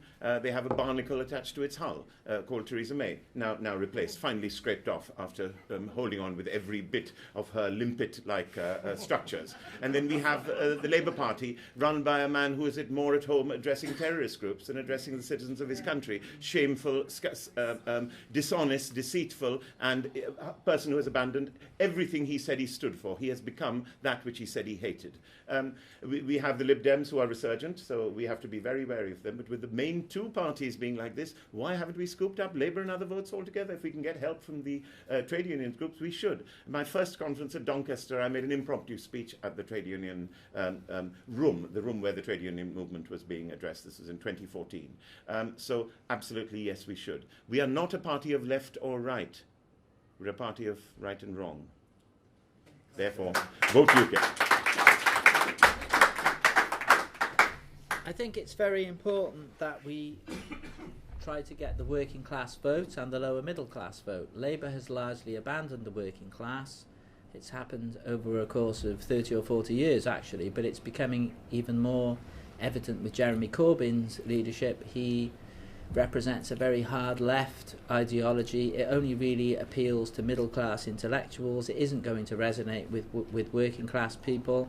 And we need to move into that vacuum that has been created by Labour, not trying to represent the working class anymore, and we need to try to recruit working class members, and we need to try to get working class votes. It was interesting in the European elections where we did badly, but the one area where we actually did less badly than the others was the northeast of England, which is a very industrial area. It is very working class, and I think that we do have to tailor some policies and deliberately target them at the working class, they are that is an area where we could do well. Now, we had a trade union bill that went through the Welsh Assembly. I was the only one in the UKIP group who actually wanted to support that bill initially. It was a Labour bill, but I did manage to persuade the group to support it because I thought it would look very bad if we actually seemed to be a party like the Conservatives that were against trade union rights, and we did actually back the Labour bill. So the Conservatives were against the trade unions on that occasion, we were in favour, and I thought it was very meaningful to differentiate ourselves from the Conservatives, who will always take issue with trade union rights and things like that. There has to be a balance, and we have to support workers. We have to represent their interests. So I think that we do need to move into that area. We should reinstigate the trade union group as a special interest group within UKIP. And that's something that we should prioritise, and I think that we need to look at re-establishing that as a priority going forward in the future.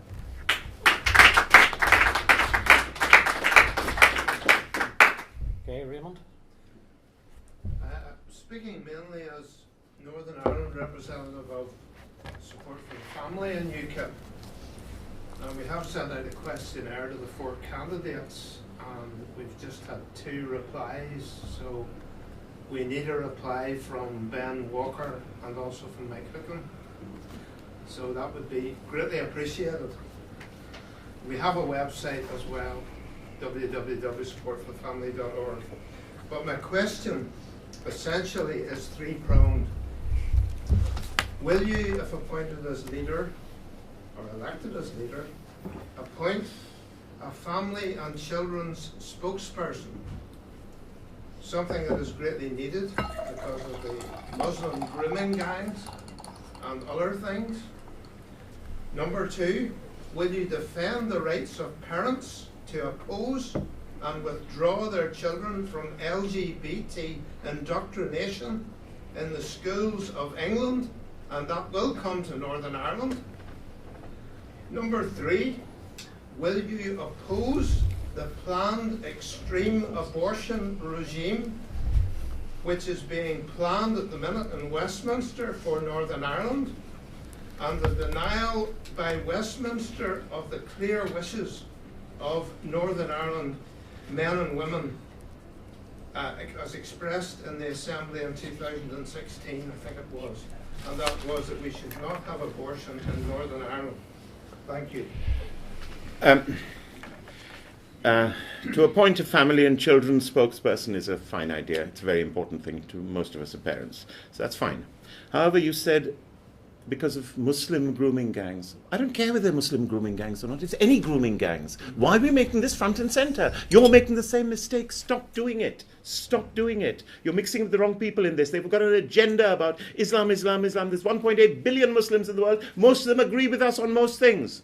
They're not our enemy. You said Muslim grooming gangs, why didn't you just say grooming gangs? I'm supposed to be a man of many words. I would have left out one there. Because my objection to non-Muslim grooming gangs is exactly the same as my objection to Muslim ones. Let's target the crime and the criminal, not a large group. Why shoot ourselves in the foot? Please. Secondly, good questions, by the way. LGBT indoctrination. It's absurd. They're trying to teach children of 6 primary school children. There's 23 or 43 or some other crazy number of genders, and fill their head with nonsense when it should be with reading, writing, and arithmetic and having fun and playing with other kids and all this. Not all this nonsense. So wouldn't allow it. One tiny bit. You do realize that some of your strongest allies in this are Muslims, because it's the Muslim families in Birmingham who are exposing exactly this happening. Right. So consider yourself reprimanded in the nicest way possible. Yes, we be smart. We've been stupid. We've got the right ideas, but we're going about them in an utterly stupid way. And we are seeing, Einstein's already been quoted correctly. I'll quote Richard Feynman. He said, when theory collides with practice, throw out the theory. That's another greater physicist than Einstein of the last century. I am a physicist myself.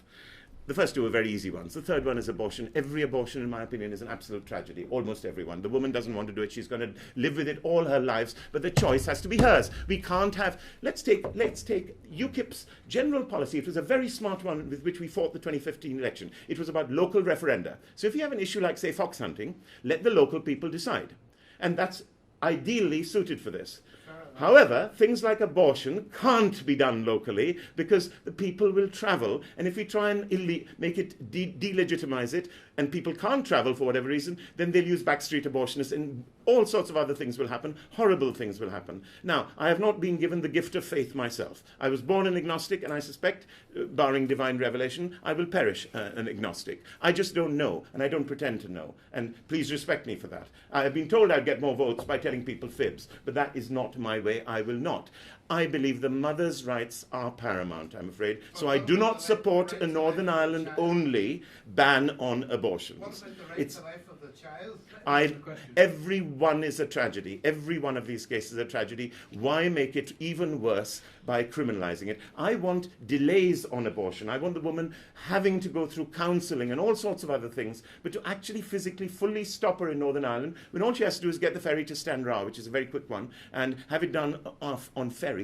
It's nuts. This is bringing the law into disrepute by having such laws. I really think so, especially when the Republic is heading in the other direction. I feel very strongly about this. This is a more extreme regime than I do understand. That's been put through Westminster. I do understand that, but this is a matter to deal with great sensitivity. The people involved, their lives are often destroyed. I doubt I am unhappily or happily not gender fluid myself. I have been born with the bits I was born with, and I'm not confused about what to do with them. But without any, and I don't have much of, my female genes are regressive, clearly, very regressive. But trying to think as a woman does, it's impossible for the average woman to ever get over having an abortion. She'll always wonder the what if. Why add to her punishment with whatever religious or other sincere feelings you have on this matter? I think I will go with the majority in the United Kingdom and say leave abortion laws roughly where they are. That's my answer. I'm sorry if it doesn't agree. Bringing them to Northern Ireland then? Bringing? You are for bringing them to Northern Ireland? You mean from the Republic? No, from the UK, from GB to Northern Ireland. I think you're talking about the laws. I am It's talking not about. involved, I Mark. understand. You don't Yes. want it to When be you said a bringing devolved them, matter. I'm started to think of all sorts of You bringing the don't- laws. You don't want it to be a devolved matter.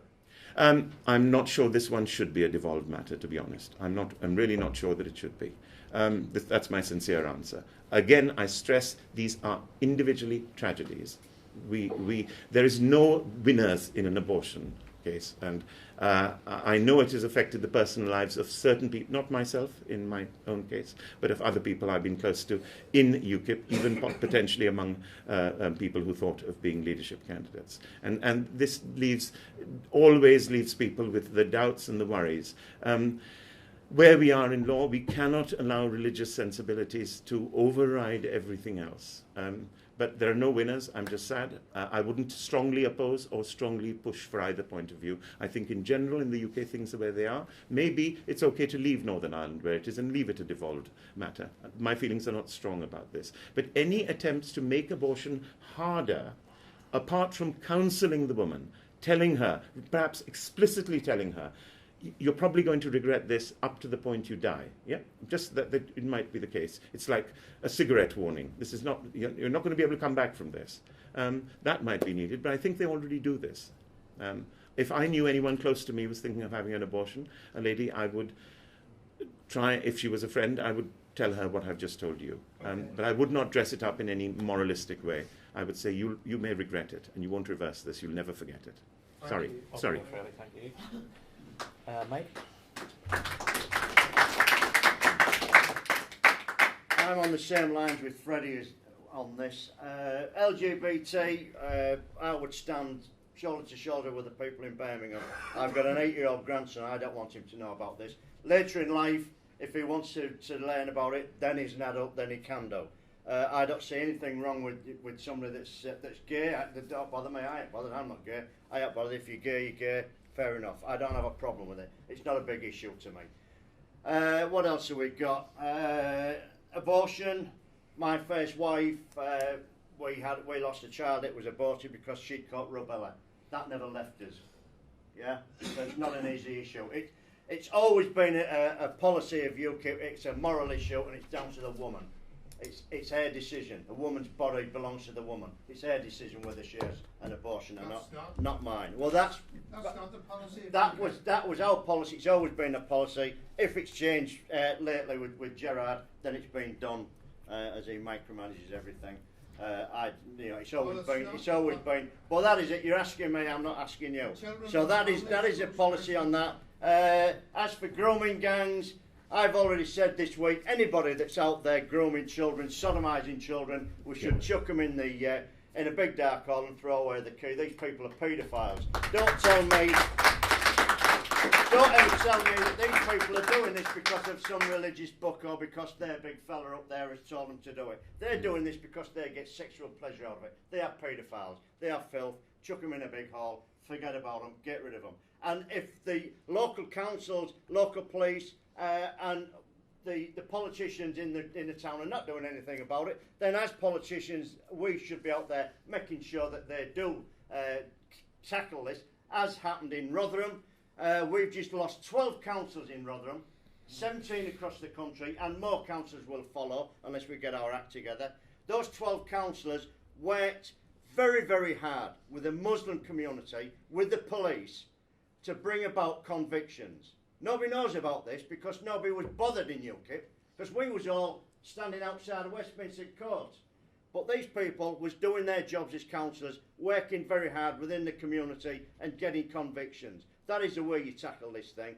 Getting in there and making sure these despicable people that groom our kids, sodomise them, are thrown in a big dark hole. That is what we do as politicians, and that's what this party will do. And the rest of it, we need to get back onto proper policies and start winning seats again.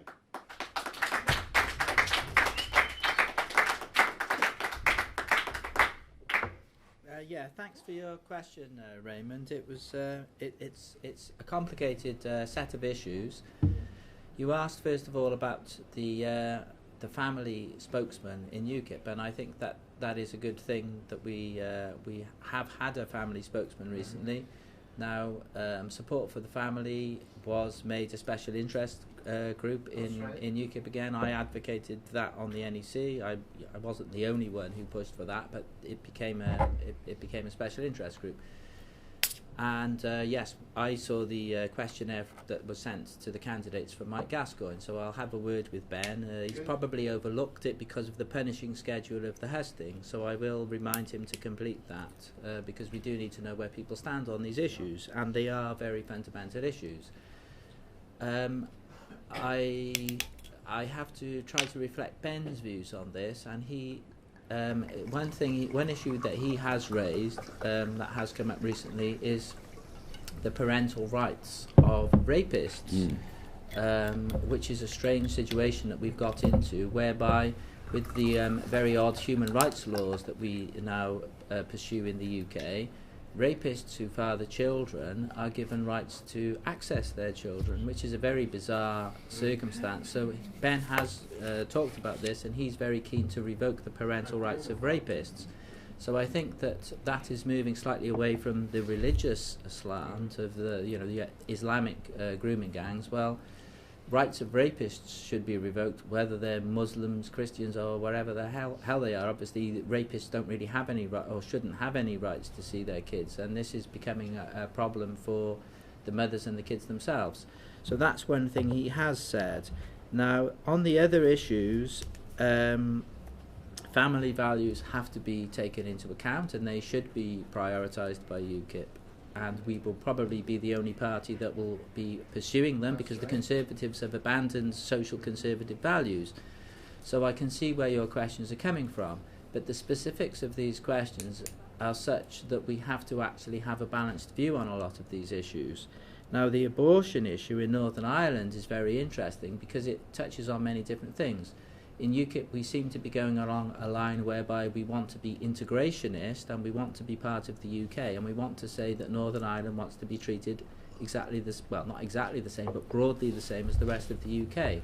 So if we then go into a situation where we have different laws on abortion, that is counter to the idea of being an integrationist party and wanting everything to be the same throughout the UK.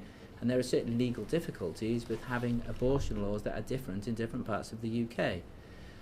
So that is the contradiction, and politics often throws up these contradictions. The abortion laws may well have been too liberal in mainland UK GB when they came in 1967. Before that, abortion was illegal, and it wasn't a very good situation. We had backstreet abortions, we had women dying from botched abortions and things like that.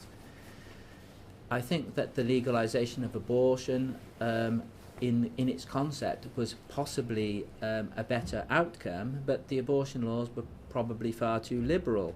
And I think, as Freddie has said, all abortions are a tragedy to some extent. Now, Jeremy Hunt, in the Conservative leadership contest, raised the issue that they may need to review the abortion laws in mainland GB. Perhaps we may eventually have a balanced position whereby we say, well, Northern Ireland shouldn't have separate treatment, especially as people can simply go to Manchester and get an abortion there, but perhaps reviewing the laws in Northern Ireland might be accompanied by reviewing the laws in the UK and seeing if there may be an appetite for tightening the law in the UK. So perhaps we could do that. But the point that Ben likes to make is that we need to do these things through consultation, through having policy groups, and through calmly and rationally looking at these issues and seeing what might benefit us electorally in the long run. Now, the issue of the LGBT stuff that's been going on, this is something that I'm very interested in. I was banned from the Welsh Assembly for speaking out against so-called transgender rights, and I can't really bring myself into this too much because I'm not the candidate, obviously. But this was a big issue in Peru, and which is a Roman Catholic country. They had a big issue with protests at school gates, and it became a big national issue. And I think that this is an area where a lot of parents are going to be concerned about kids of primary school age being indoctrinated with all of this politically correct hokum, which is all it is. And it's actually resulting in child abuse with kids who may simply be going through phases being told that, oh, you're transgender, and they end up having to go through surgery and things like this. A lot of this ends up with suicide, mental health problems. This is a massive issue. We do have to make a stand against this, and I think that we should adopt the slogan of let kids be kids, and let's not push this stuff in front of everybody. We had a conference on this in London not many weeks ago. We need to incorporate this into UKIP thinking, but although support for the family is a very good pressure group within UKIP, it can't be allowed to dictate the policy. It should feed into the policy, but we need to think as a whole on where we're going to go with this. But thank you very much for raising those issues.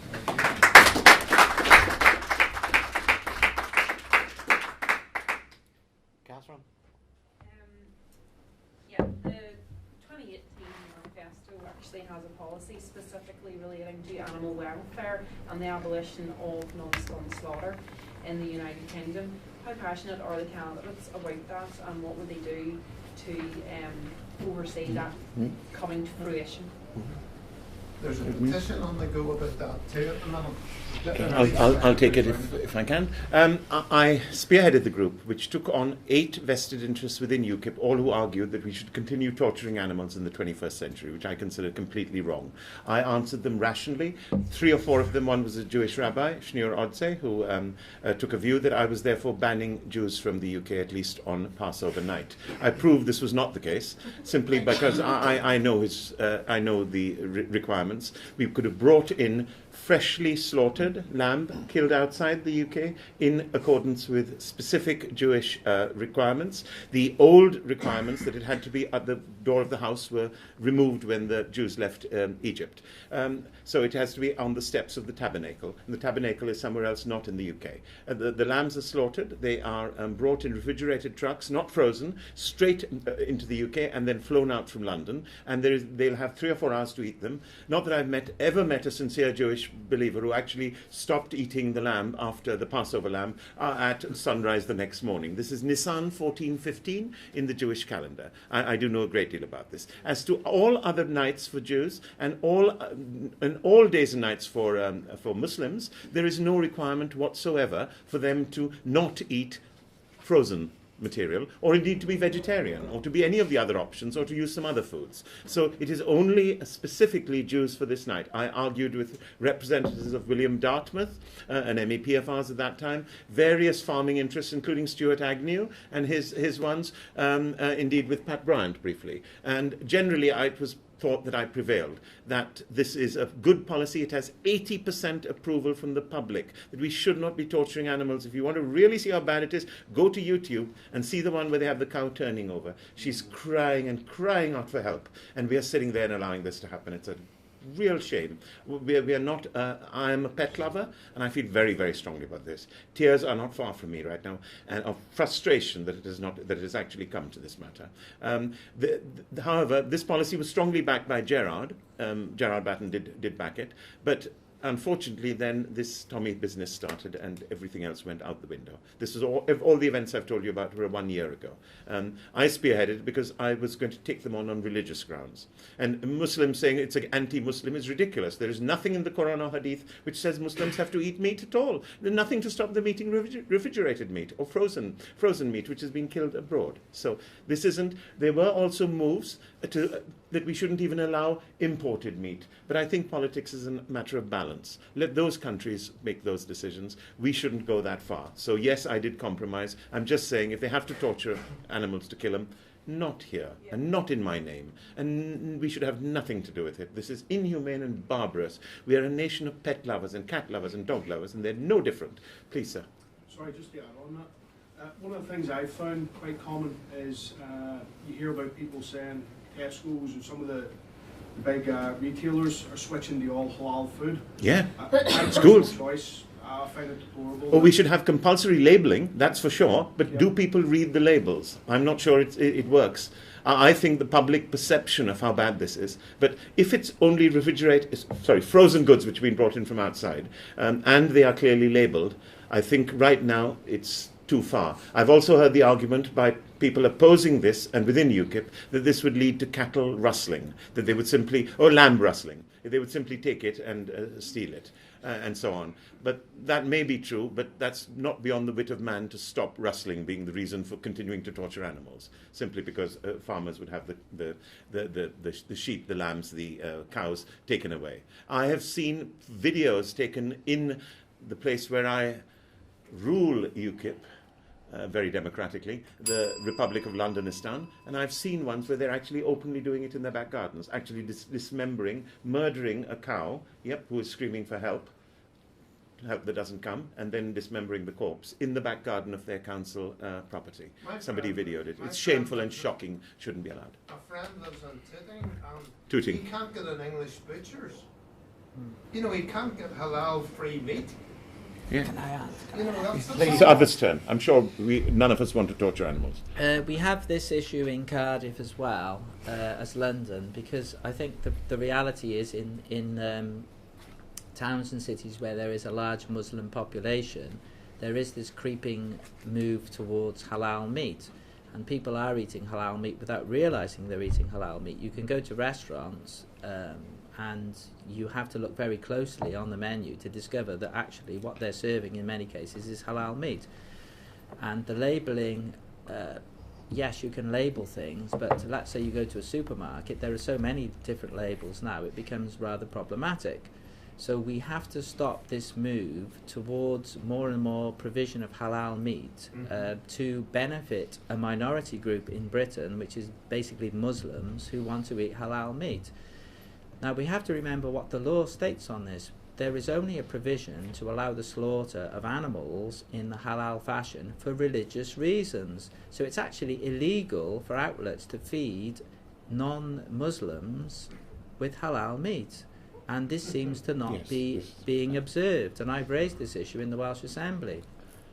That deserves to be raised. It did deserve to be raised, but of course it was treated with contempt by the left, and it was treated by some people as being some kind of anti-Muslim rhetoric. Well, the Muslims are free to eat halal meat. They can eat halal meat, but why the heck should we be forced to eat halal meat, often without realising it, because it's simpler for providers to give us halal meat. Now, West Lancashire County Council took a stand on this, and they banned halal meat in the schools.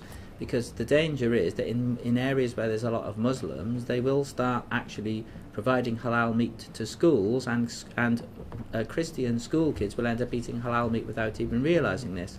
I think it's a massive issue.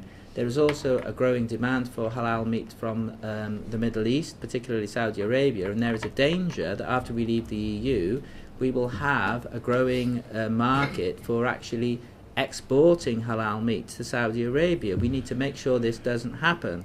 So we need to focus on animal rights, which will resonate with the British public, and this will distinguish us from the other parties. Yeah. So we have to do this. We also need to look at provision of CCTVs in abattoirs to make sure that animals aren't being mistreated. And we have to be very careful in trade treaties with other countries, because if we have a trade treaty with America, the USA have much worse animal welfare provisions than we do in the UK. So we can't allow animal welfare to be driven down as a result of any trade treaty with the USA or any other country.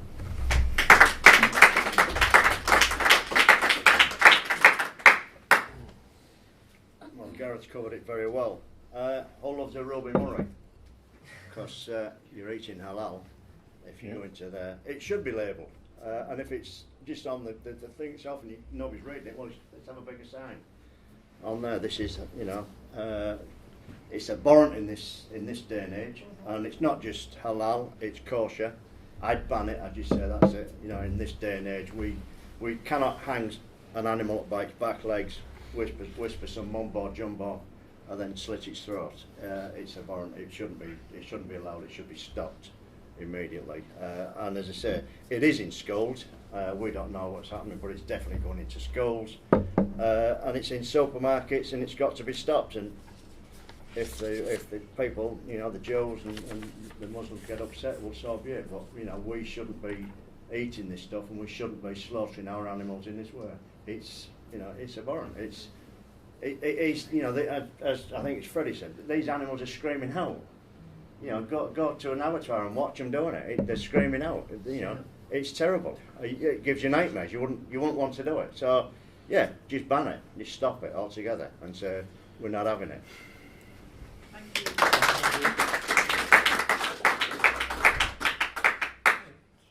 Okay, Keith, and then Alan, and then Valley. Veterans. There's about.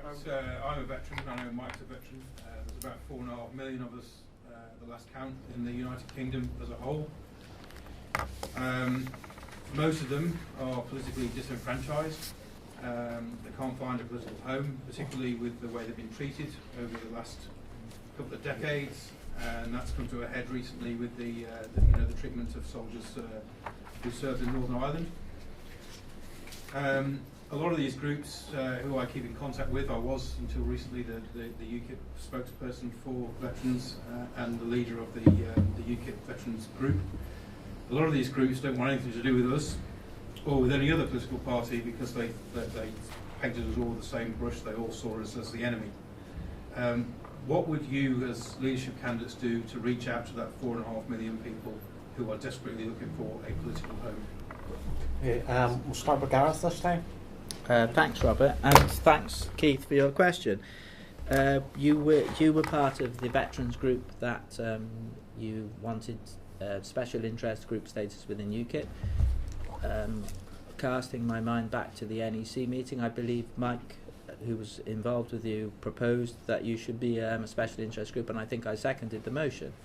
So UKIP is mindful of the needs of veterans, and they are mentioned in the interim manifesto. I think this is a very live issue. A lot of veterans suffer problems when they leave the forces, although of course we shouldn't characterise all veterans as suffering from these kind of problems. But there are real issues over housing. There are issues over the need for counselling in many cases because of PTSD and things like this. There is a massive neglect of veterans by UK governments over the years, and this needs to be addressed.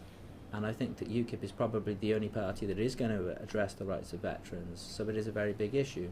I think we can put as a policy the need to prioritise veterans in the field of housing. There is also the issue of provision of jobs, and to be fair, the interim manifesto has gone in this direction with things like the border security forces, and there are other jobs that may well complement a career in the armed forces, like the prison service and things like this.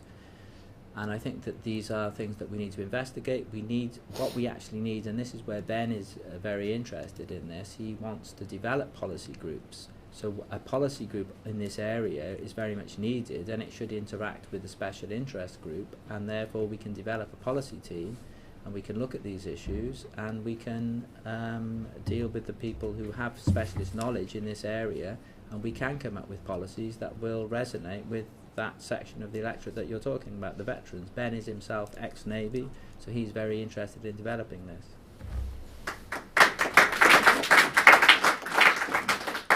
Well, I wrote the policy from 2015 onwards on the veterans, specifically the military covenant. The military covenant says that we should, or the council should give priority to veterans. What I want, is that word changing. I want that word changing to must. Must give. That's what it should be, must, not should, must. Because lots of councils just ignore it, totally ignore it. There's lots of issues with veterans, and yeah, there's a PTSD. Well, you know, tonight 9,000 veterans will be homeless. Now that means on the streets, but also sofa surfing, as Sophie said, you know, because their marriages have broken up, they've had problems and they're homeless, and that's a terrible state of affairs in Great Britain today. I spent 3 nights on the streets of London, Manchester and Leeds looking at this problem and seeing veterans that are out there.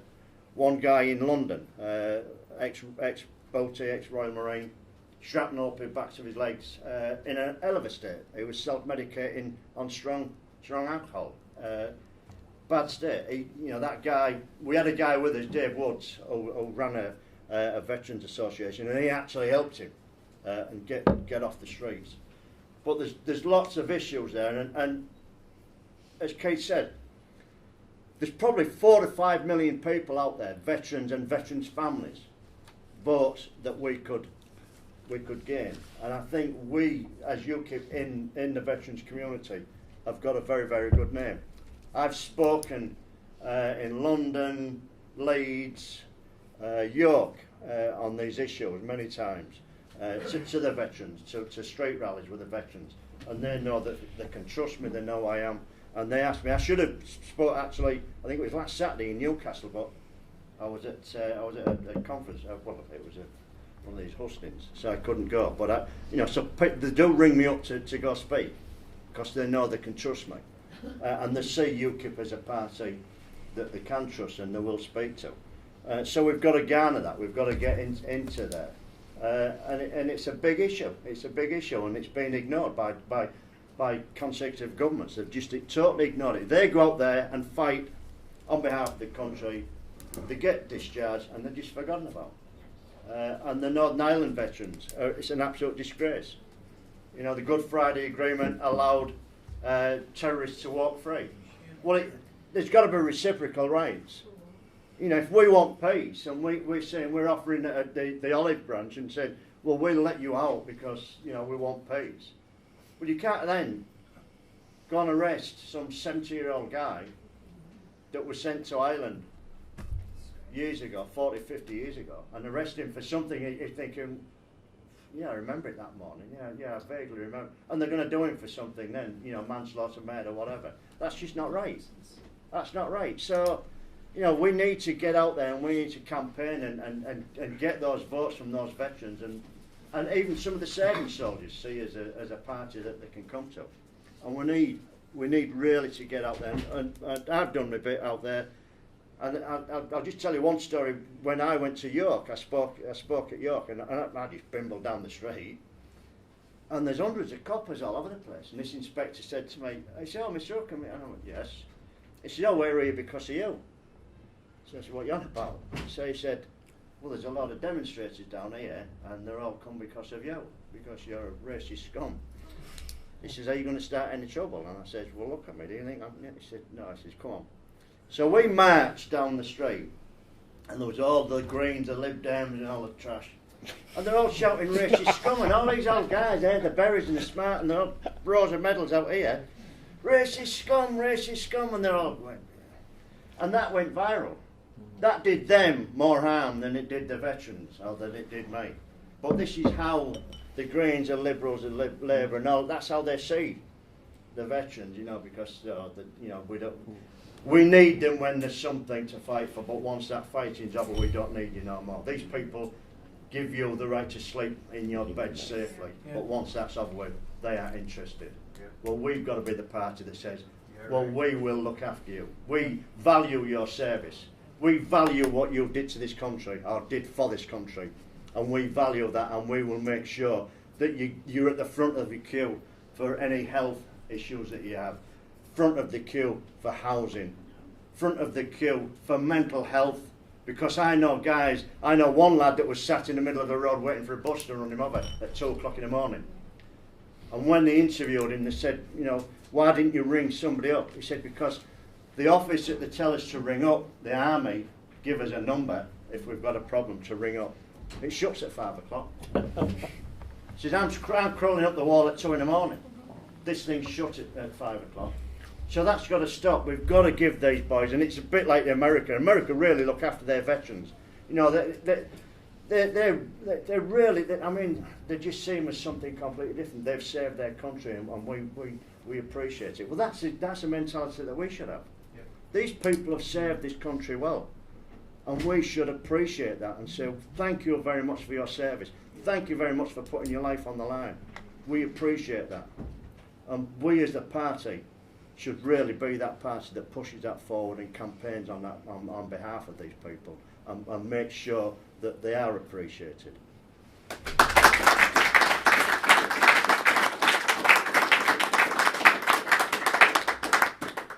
This has made it so easy for me. I agree.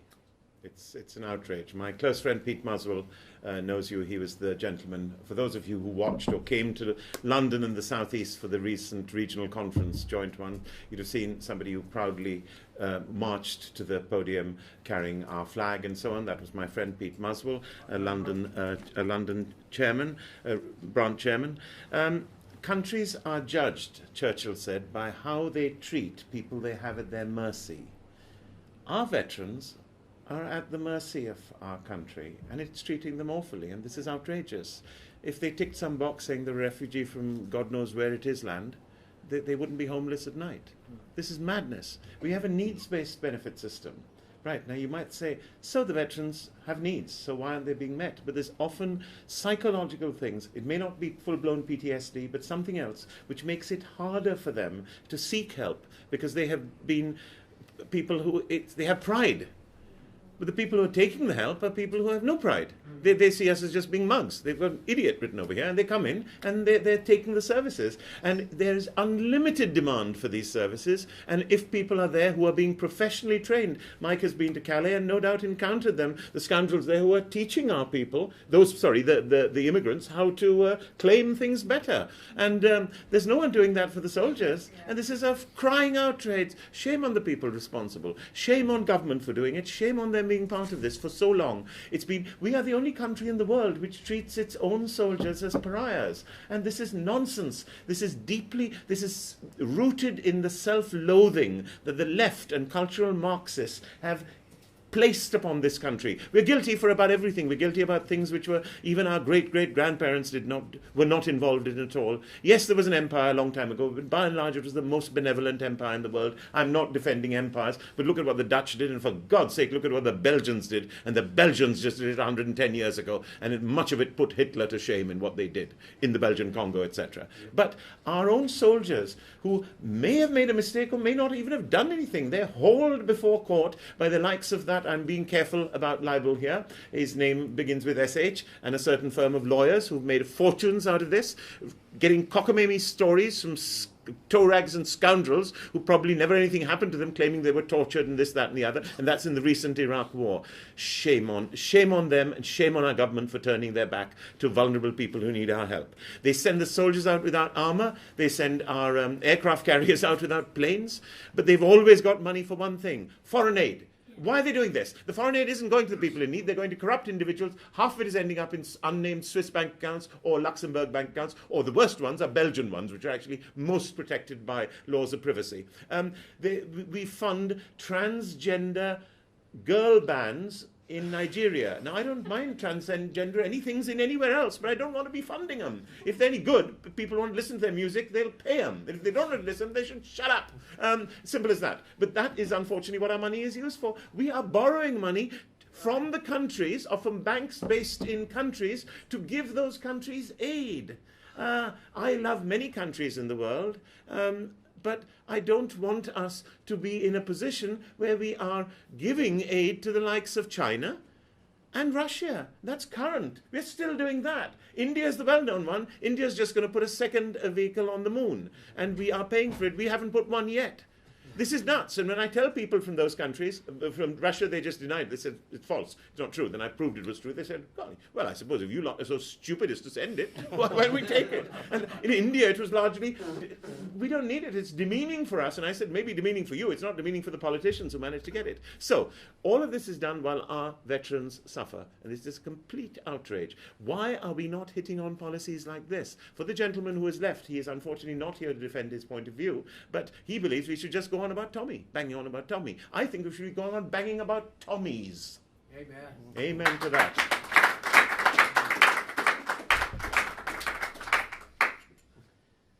Okay, folks, I think we're rapidly running out of time, so I'll have two more people, and I think we'll have to call it a day then. So, Alan? I'm trying to phrase this like a question, something I feel very strongly about. We want to get more regional input into UKIP.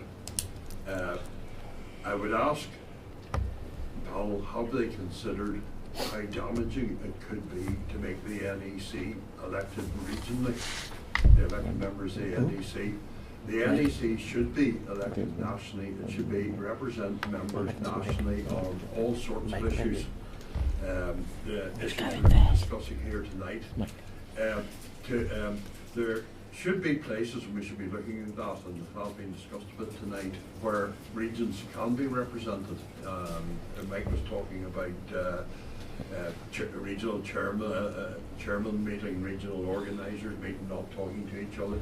There should be a briefing, a brief for those people to actually have objectives to represent their regions in that. I'm very concerned that if we elect the NEC regionally, we will be precluding what a lot of people are talking about, a party of all the talents, where I joke sometimes that there's no reason why there shouldn't be 12 Ulstermen on the elected to the NEC. Very costly in airfares, but I'd just like to hear opinions on that. The idea I'm putting forward, which I've fought for over 10 years, regional representation, is because for years the South East and South West have put people on the NEC. You'll never ever get anybody into the NEC the way the system runs now. I've come close. Because you're not strong enough. This is the argument that was given to me. Why should we put somebody from Northern Ireland on the NEC when all of the members are in the South East and South West? And I said it's not about that. It's about information. It's about getting the information out to the membership and getting the membership then to send up their information to the leader and everything and his body. It's about information, spreading that information about. It's been for too long London-centric, South-centric NEC. Nobody up north. And there's the map. Well, yeah, it's all around here. It's all around there. That's how it's been for many, many years, and they've not listened to people up here. Yorkshire, North Lincolnshire was one of the strongest regions. It's been decimated just recently, but it's one of the strongest regions. We could never ever get anybody onto the NEC, so it was all down south. And what I want to do is I want to spread that. I want to spread it up there so that you've got something, we've got it. Everybody has got, even Scotland, up there in Scotland, have got a representation on the NEC. We've got Donald McIntyre at the moment, and I don't know how the hell he got onto it, but he did. He must have done, but it's been a difficult time to get him on there. It's took years and years and years. My point is, we need regional representation so that the people all around the country have a voice within the party, so that they know, they can tell the leader what is going on and what they want from the party. And the only way you're going to do that is regional representation. It's about information. It's about spreading that information and getting your voice out there. And you know, I passionately believe on this. I've been fighting for this for many, many years, and it will happen. Under me as a leader, it will happen. The membership will have a voice.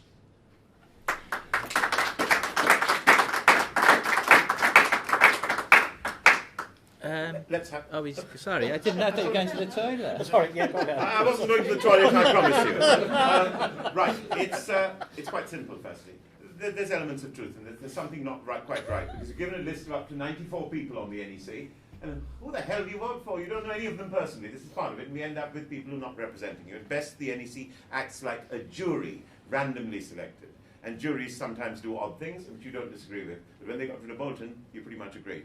And when they got rid of Gerard in some form, didn't get rid of him from the party, but then you don't like it. Unfortunately, those decisions are what you get with juries. Now, the actual analytical problem, because I've done all the emotional bits, which is the real me, but let me show you a bit of maths.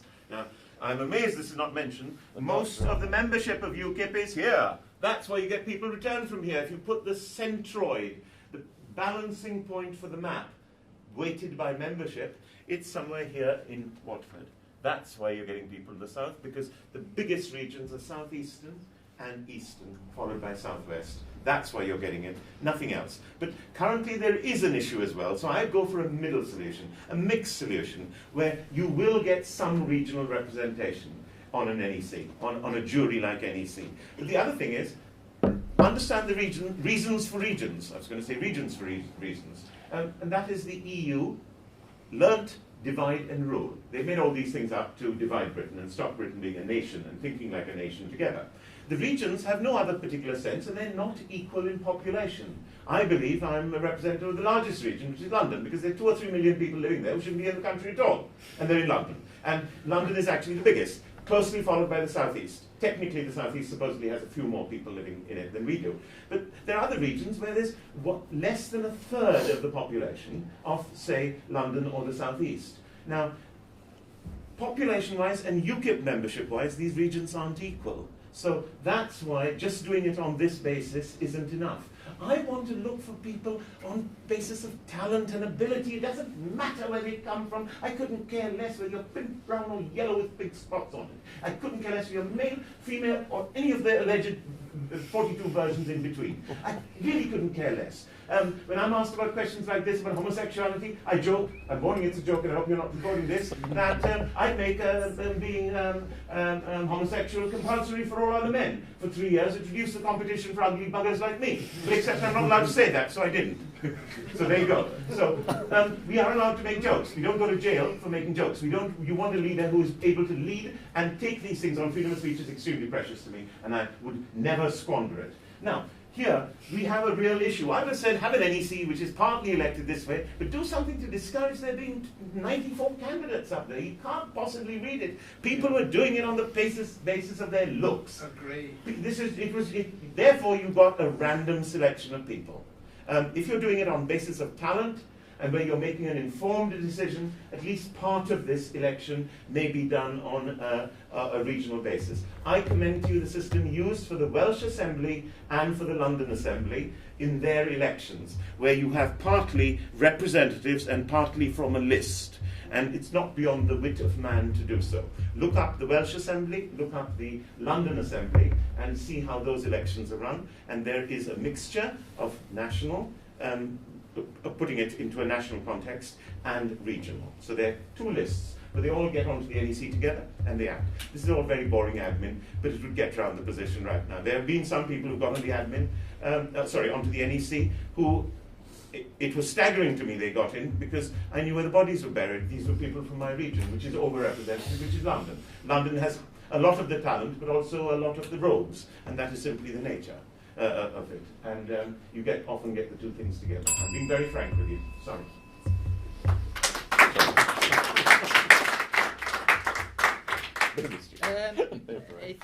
I won't labour all the points. Yeah, Alan, you make a good point. There are potential problems with having a regional NEC, and we need to look at this carefully.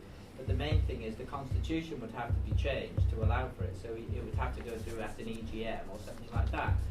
So I think we maybe need to take a year to think about what changes we want to have in the party, or what potential changes, and then we could perhaps have a conference combined with an EGM, not this year, but maybe next year, or maybe in 2 years' time, and we could get rid of some of the rather unwieldy aspects of UKIP's constitution. But you're right in saying that there are potential pitfalls with going towards a regionalised NEC. However, at the moment, Northern Ireland, for instance, isn't represented in an NEC meeting. Now, I looked around the room at an NEC meeting a few months ago, and I noticed that there were most of the 12 regions of the UK, most of the regions of the UK were represented at that meeting. They weren't all elected members. For instance, the West Midlands didn't have a member, but Paul Williams was the party director. He was from the West Midlands. And there were a couple of other instances like that. But there was nobody from the North East of England, and there was nobody from Northern Ireland. I think they were the two regions that weren't represented in the room. And I think it's not very good to have regions that aren't represented in an NEC meeting. So I think that we could look at things, and Ben has thought about this as well. We have discussed the NEC. Now Ben is very keen on having a democratic element to the party, and he stressed the need for an NEC, but he does recognise that the NEC could be reformed. Of course, he's a member of the NEC, and he stood on a platform that the NEC should work better. So he wasn't someone who thought the NEC was brilliant, but he's understood since his year on the NEC that it serves a massively useful purpose in that it is the elected element of the party. The Brexit Party is a Nigel Farage personality cult. It doesn't have any elected element to it. Farage can decide to do what he wants. So we have to be a democratic party. We have to have an NEC, but the region should be represented. You could actually, thinking about it, move to an 18-member elected NEC, and you could have 2 members from the more populated regions as far as membership goes. Freddie was saying that most of the members are from here and here, and then the outlying areas where there are not so many members, they could have 1 member as well.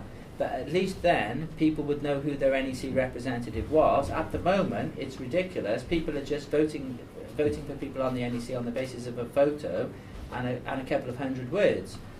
And the reason Donald Mackay was elected to the NEC was because he said Scotland doesn't have a member, and he got elected. He's a very good member of the NEC, but it was only purely on the basis that he was Scottish that he was elected. That shows there is a real appetite in UKIP for people to represent regions on the NEC, but we need to move democratically and discuss it before we move. So you're right to raise the pitfalls of it.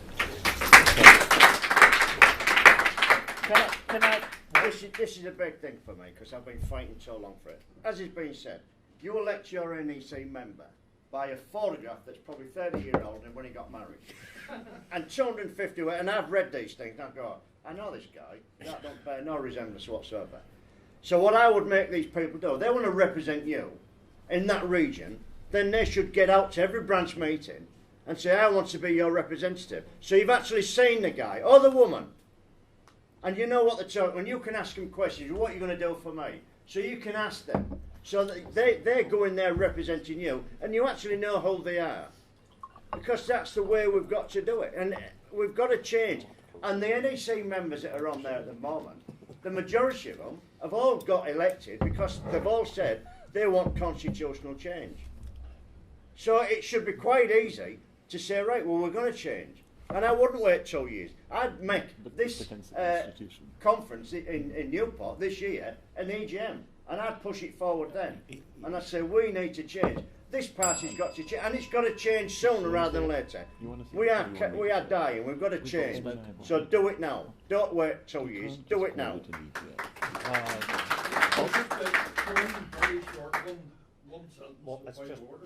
Right, go ahead, Paul. Just come back to it. Yeah, I stood for the NEC 3 times. Twice I did abysmally. The 3rd time, which was the big field of 90, I got 7 times the vote of the membership in Northern Ireland. you know, so and I was based here to run around Bournemouth for a couple of days, but you know, so it is possible, and you know, so you know, I'll not go over the arguments again, but you deserve representation. This Northern Ireland deserves representation, so you should be on it. You should be on there. well, we deserve it, but we should. But the good leader will represent all the regions anyway Well, it himself doesn't to matter, fight no, for no. your side. No, it doesn't. Right, folks. We are rapidly running out of time, and I've run out of alcohol. So I think Vinny has a quick question, and then we'll have to call. Right. Thanks very much, gentlemen, for coming here, and made it a very interesting night for me. Craig actually asked my question, so I just leave it with this here.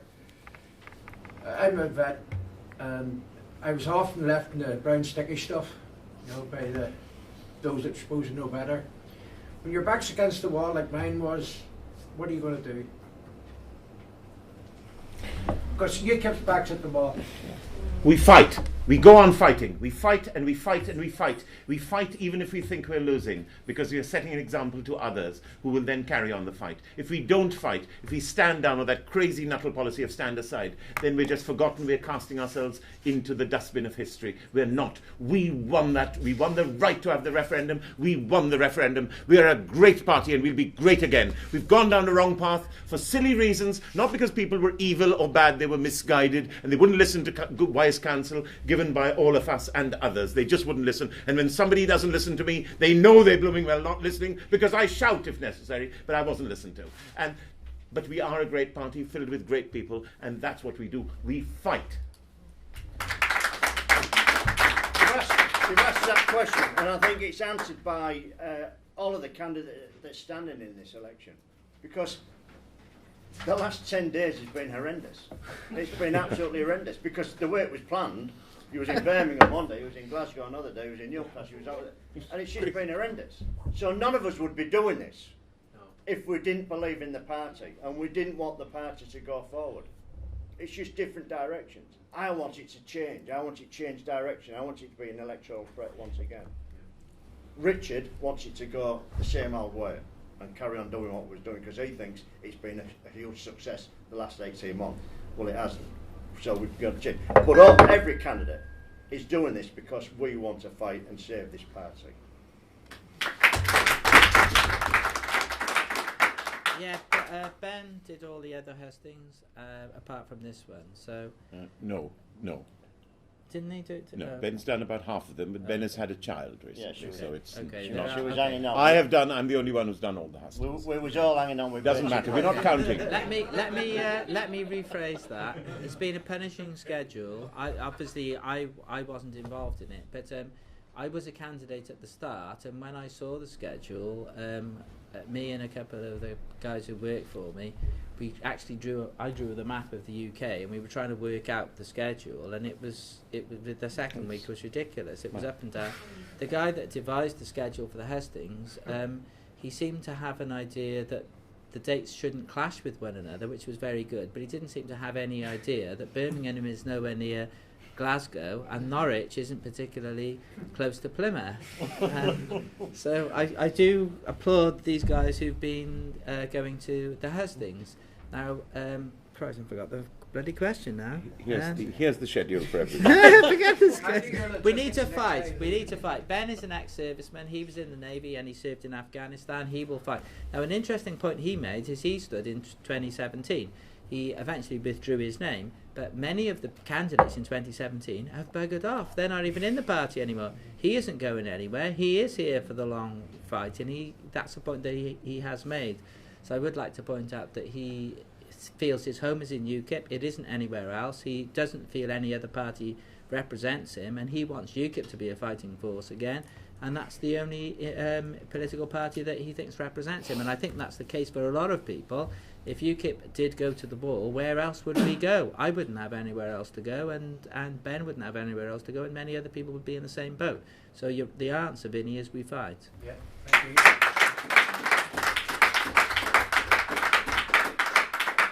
Okay, folks. Unfortunately, we've run out of time. But Closing speeches. yeah, but you will have a chance to speak to the candidates, I'm sure, in the bar afterwards. Brian? Well, you never know. So I'm going to let them finish with just a couple of minutes closing remarks each, and then we'll finish up. You go first. Go first. Go ahead. As soon as I finish, can I go to the bar? Are you buying? Can I go second? Right. You've had a lot of questions, a lot of answers tonight, and just reiterating where I want to be. I want this party to be an electoral threat. I want this party to change direction. I want it to be out there on the street, asking the questions and listening to the answers from the people on the street. This is a party that should be directed directly at the Labour vote. The Labour vote is where we should be, and I think we can scope that up. Me, as a leader, I would totally change the party, the constitution, the NEC, which we've already talked about, bring in forum for policy, and get the skills within the party, which has been ignored for many, many years, bring those skills out, and bring the spokesman out and people that's actually worked in the areas that they're going to be speaking about. You know, they've had real life experience, and there's lots of experience out there. So we need to do that.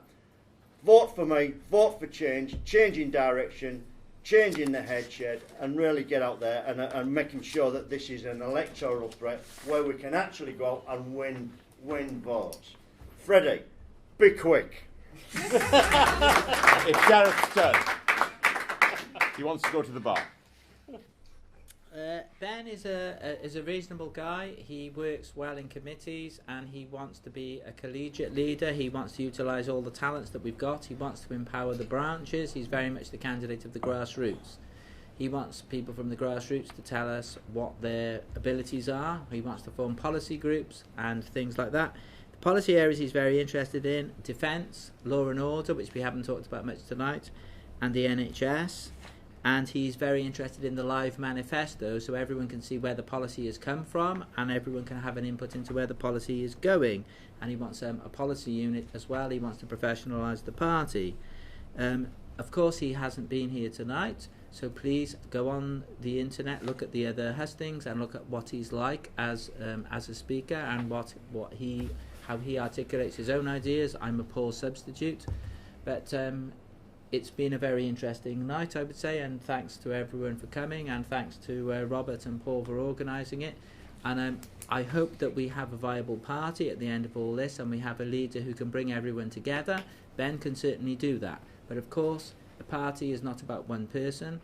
Vote for who you think is the best person to lead this party, but make sure that the party can move forward together as a collegiate party afterwards. And please don't leave us with a leader where we're all buggered and we can't work with him and we've got nothing left.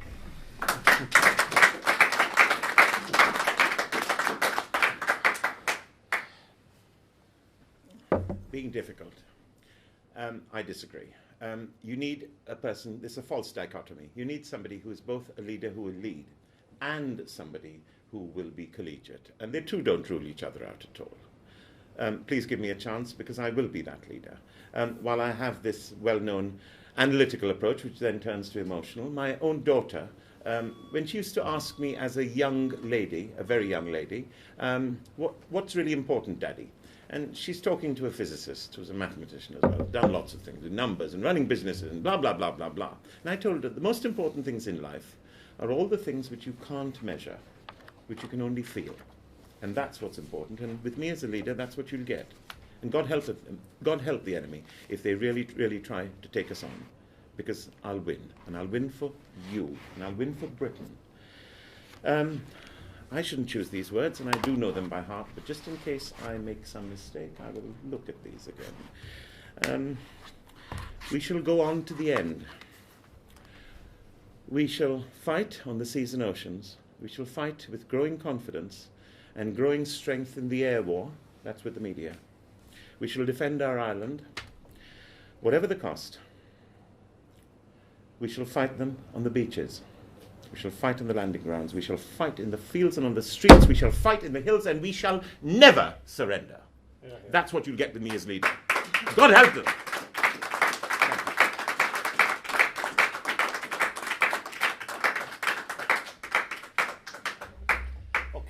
thank you to you all for coming. You know, we are a small part of the party here in Northern Ireland. We really appreciate you taking the time to come over here and talk to us and answer our questions. I think Paul will just close up proceedings. Yes, just very briefly. Thank you.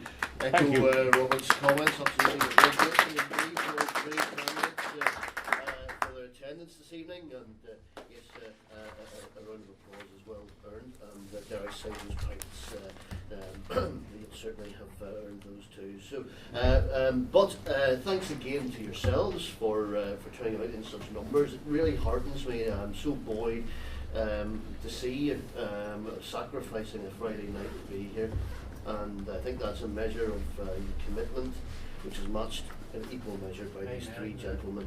I think delivered a bravura performance tonight, and for that we thank you. Thank you.